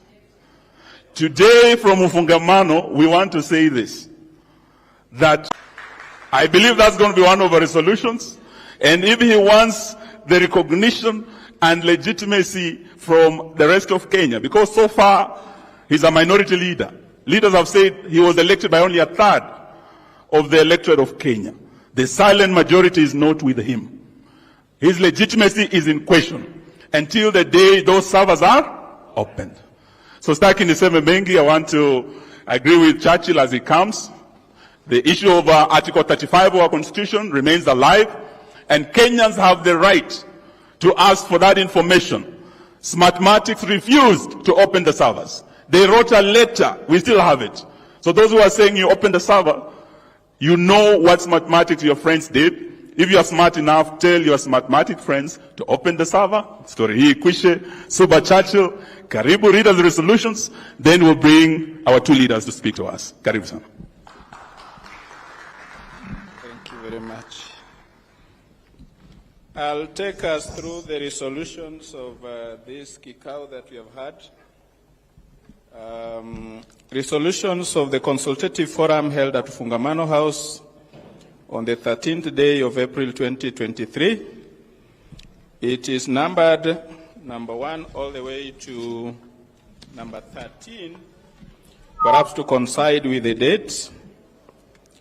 On the consultative meeting held on the 13th April 2023 at Fungamano House, the participants appreciated the citizens, civil society, faith community, representatives of various progressive movements and formations, and the Azimio leadership for participating in an open, honest conversation on matters affecting the people of Kenya, and the commitment for a culture of reasoning together and the holding of consultations based on truth, dignity, and respect. The meeting encourages participants to continue to hold consultations with various sections of the Kenyan society and be committed to developing a credible framework for national dialogue that reflect, among others, the following values and principles. 2, the cost of living. Bringing down the cost of unga, electricity, fuel, and other essential commodities is an unnegotiable demand of the people of Kenya. It must be a priority area of discussion in any negotiations. Number 3, solution 3, on the national dialogue process. It is critical to have a credible, inclusive, independent, and participatory national dialogue process that represents different shades of opinion of the Kenyan people. It is a constitutional imperative to ensure the meaningful participation of the people of Kenya in the national dialogue. Number 4, on the parties to the dialogue. The parties to the national dialogue shall include representatives of various citizen formations, the Azimio Coalition and the Kenya Kwanza Coalition. Number 5, on the values and principles for national dialogue that are alluded to under Resolution 1. The values and principles of the national dialogue framework shall include respect for the ethos, values, and letter of the Constitution of Kenya, including respect of human rights, equality, genuine solutions to urgent problems facing the people of Kenya, stewardship, and consensus building. Number 6, on the subject matters of the national dialogue. Each party to the national dialogue shall be allowed to put forward a set of thematic concerns for the national dialogue. No party shall have a veto power on the thematic concerns and or right to oppose a proposed thematic concern from another party. Number 7, on the membership of the National Dialogue. Each party shall nominate an equal number of membership and shall at any time have the power to recall any of its members and appoint a new one. Number 8, on the space and venue for the National Dialogue. The official National Dialogue should be held on a neutral ground, although various spaces can host conversations that can feed into and aid in the dialogue. Number 9, on decision making. Decisions shall be made through consensus and based on the principle of equality of parties involved in the national dialogue process. Number 10, which is on the time frame for the national dialogue.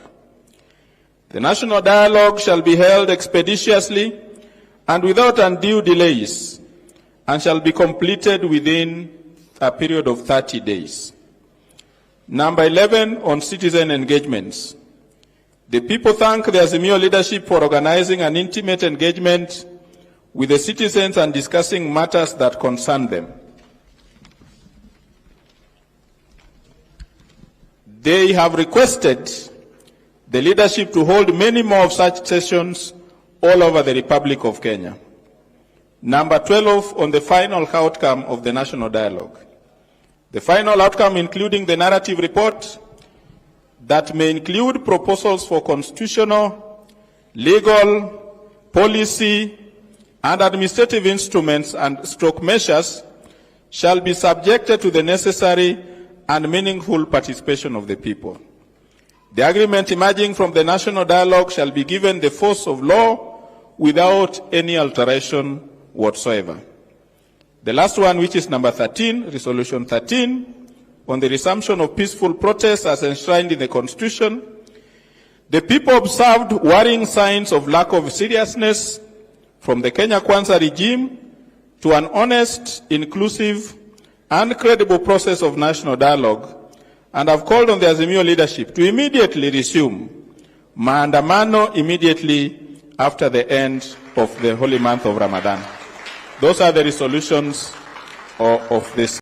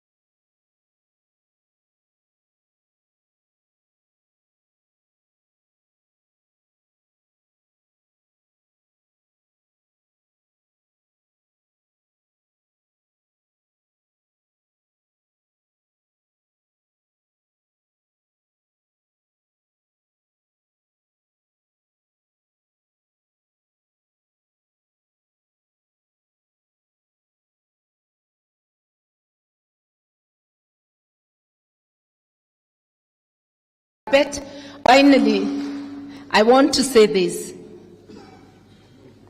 that all demonstrations, even when they try to lie, the truth always out. They lied in pictures about the past demonstration, but the nation, and I want to thank the NTV group, the nation was able to uncover those lies by reminding us that these were pictures taken from before. Some were not even Kenyan. Shame on anyone trying to feed Kenyans with lies. And even that apology by the DCI was not sincere, because the behavior of sections of the police has continued to be the same. Recently, a police officer died from injuries during a demonstration in Kisumu. What did they say? That the officer was killed by Azimio demonstrators, only for information to leak that he was run over by a police vehicle, and up to this day, we do not know whether they ever stopped to take him to hospital or whether he was taken much later. Shame on them for trying to paint Azimio as violent. All our demonstrations have been peaceful. Hell breaks loose only when police throw tear gas and shoot us with live bullets. We want to say, you can have the might of guns. We shall arm ourselves with the might of the masses. It's gun power versus people power. It is the smoke of whatever chemicals they throw at us, tear gas versus people power and people resilience. Recently, in Tharaka Nithi, Chuka, they killed the Boda Boda chairman. It was not an Azimio demonstration. But because they had given instructions that all demonstrations are outlawed, it's as though they changed the constitution in their dreams. They used the same force they were using on Azimio on the residents of Tharaka Nithi who were demonstrating, resulting in 2 deaths. I want to appeal to our police, and I know a majority of them are professional. For the few wayward ones, stop using excessive force on fellow citizens. Stop obeying illegal orders. Treat citizens the way you treat your employer. They are the people paying you. So finally, Zain should have been here to hear me say finally twice. I want to say that we will win because we stand for the truth. Hata hatujipigi kifua kusema ati tuko na results. Hizi ndizo results. Tunasema fungua server which will separate wheat from chaff. We realize the nation belongs to us all. And for those calling us names, please don't turn our country to nchi ya wakosa adabu. Refer to people in a proper way. Show maturity and leadership, not immaturity and conmanship. Let the people go. Let Kenyans go from the clutches of evil, from the clutches of injustice, and let the social justice that is being demanded here today thrive. My sister Caroline, I wouldn't worry about Kanchori's book because he is giving his truth as he sees it. One may dispute a section or another, but there is no doubt that the young man is Azimio blood and that he did his work when he was sent to do. Let us allow open debate on issues, even when you do not agree 100% with what people say. Without much ado, allow me to call our leader, His Excellency Raila Amolo Odinga. Thank you. Get up.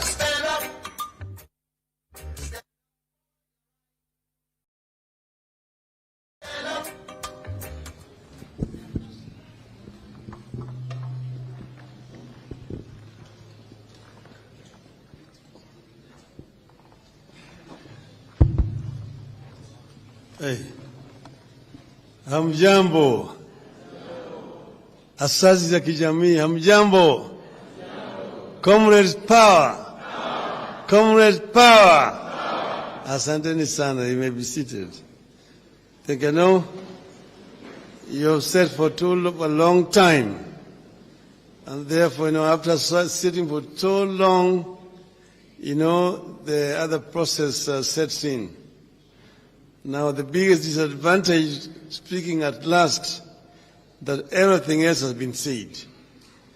So you now find yourself just dealing with the dregs.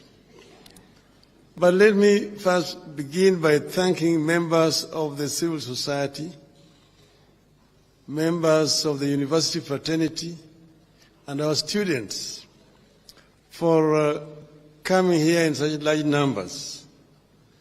We decided that we have been talking too much sometimes to ourselves, that today we want to be listeners. Let us sit down and listen to the people. And you have not disappointed. Those who had opportunity to talk have not disappointed.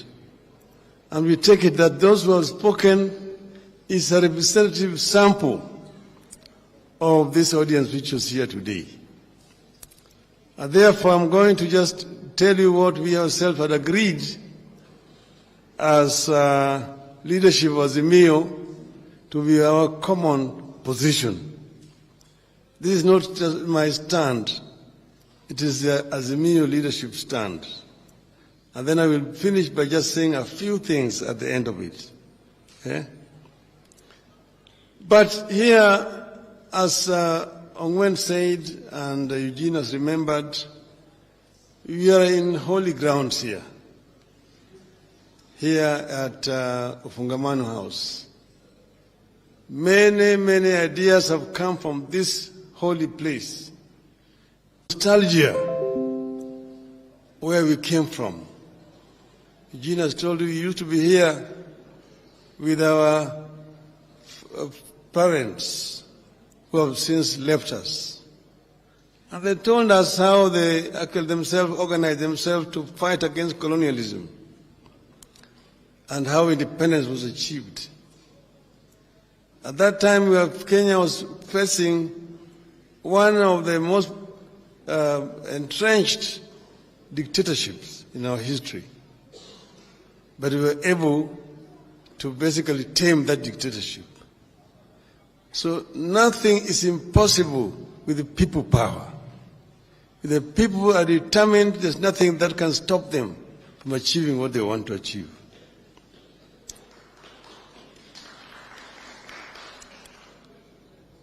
Over the decades, this venue has become synonymous with our quest for a more perfect nation.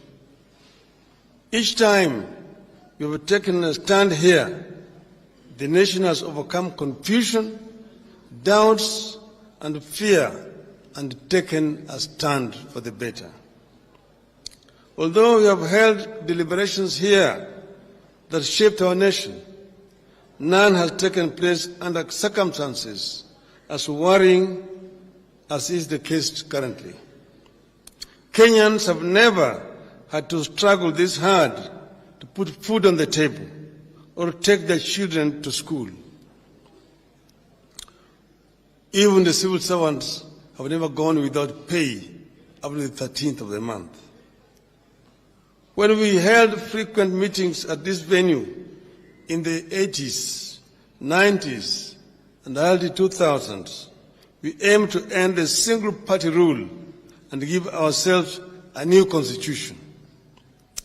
As we meet today, both the multi-party democracy and the constitution we fought for are under attack. Our electoral system is under attack, and all the work that we have done in creating the Independent Electoral and Boundaries Commission and introducing the use of technology into our elections are clearly going to waste. Despite the Constitution that calls for inclusivity in public affairs, the professional civil service that we have tried to build since independence is being dismantled through tribal appointments and sackings. It seems to be the fate of this country that each time we are on the ascendancy, something happens to pull us backwards, and it always begins with elections.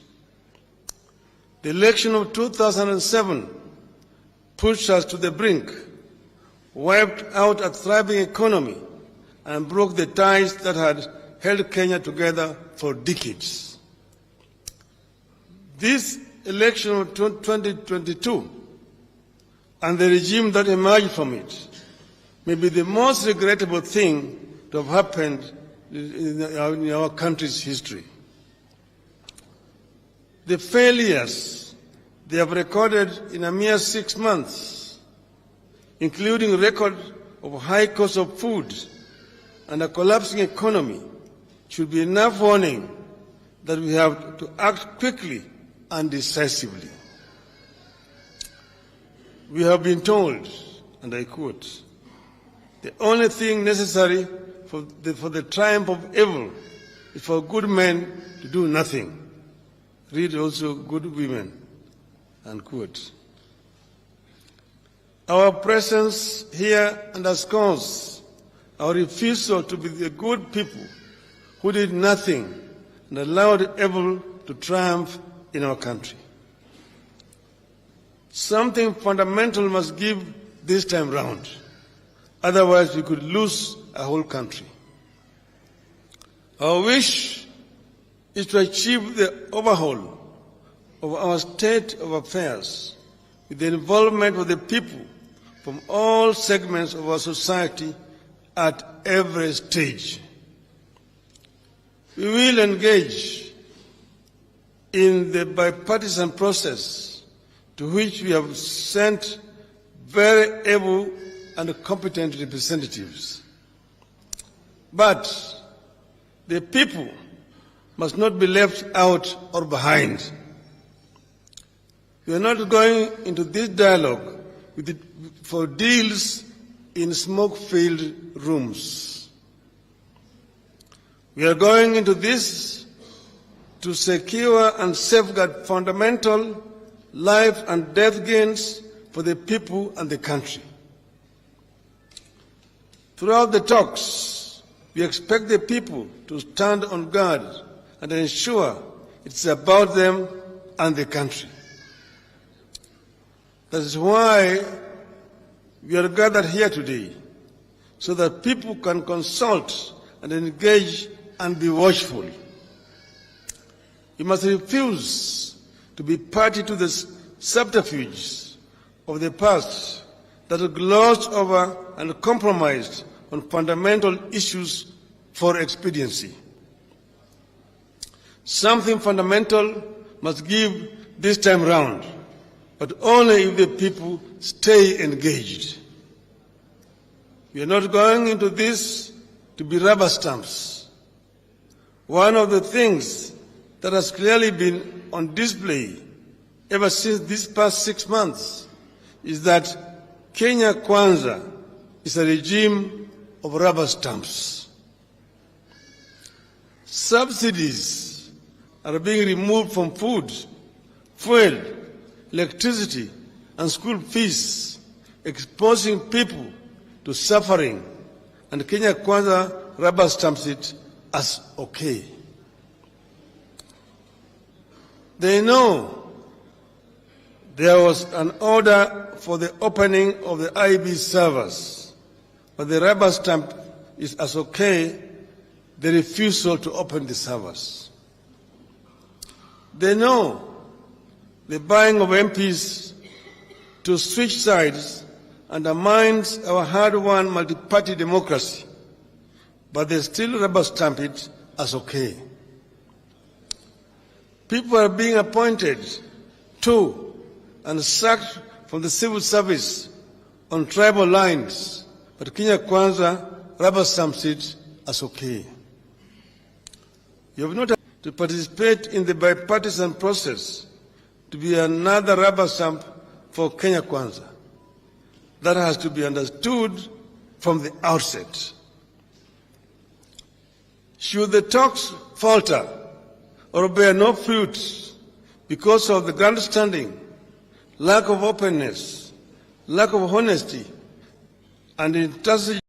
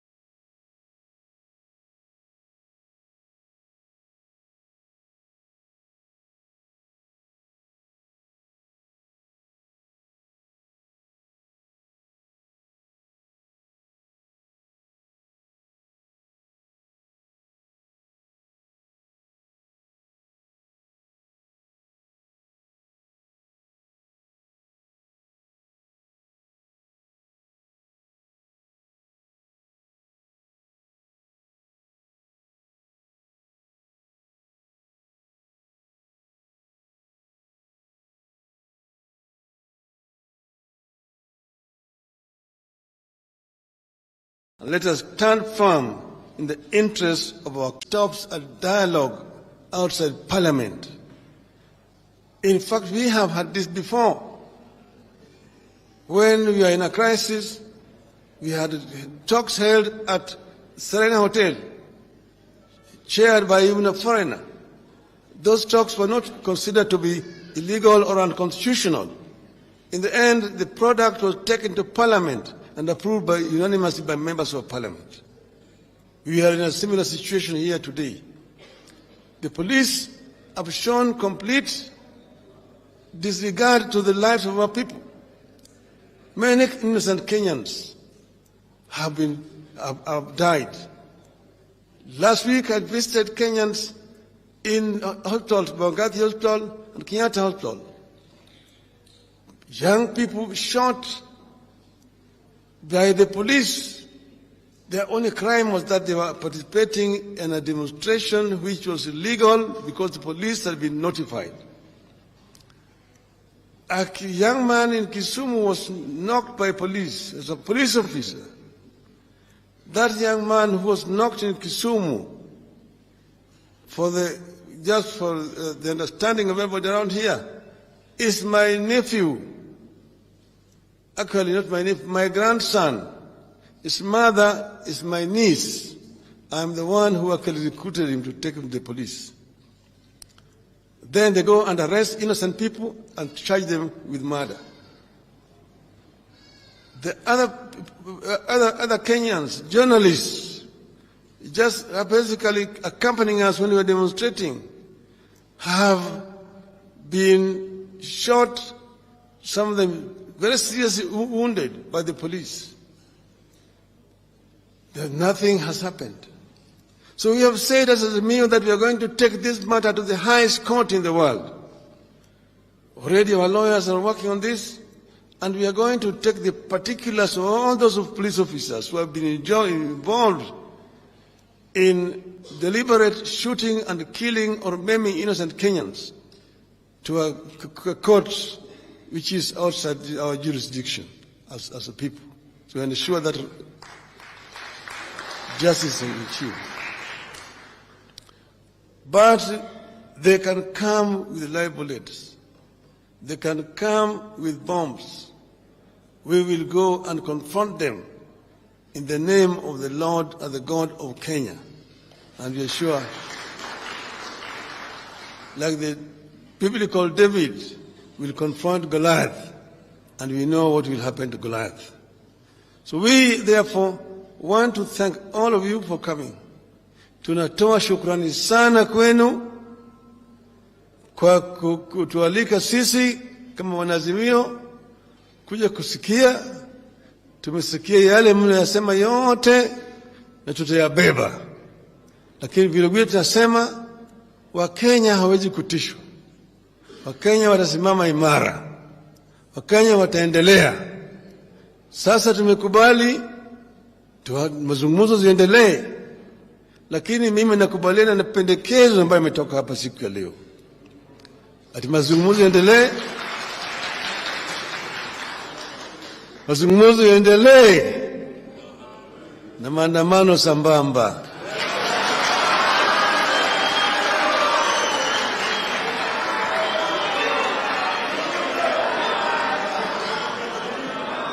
Dawa ya moto ni?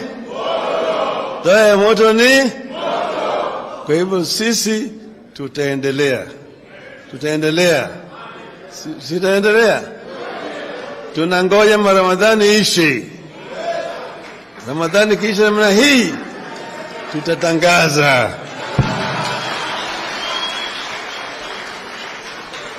Tutatangaza. Na mtaitika. Mtaitika. Mtaitika. Tulikuwa naimba namna hii. Nikiitwa mtaitika. Nikiitwa mtaitika. Nikiitwa nitaitika. Kupambana kwa Afrika. Kupambana kwa ukombozi. Azimio. Azimio. Asante sana. Niombe sote tusimame kwa wimbo wa taifa utakaoashiria mwisho wa hafla yetu ya siku ya leo. Kofia zisizo rasmi niombe zisalie kuvuliwa. Wimbo wa taifa.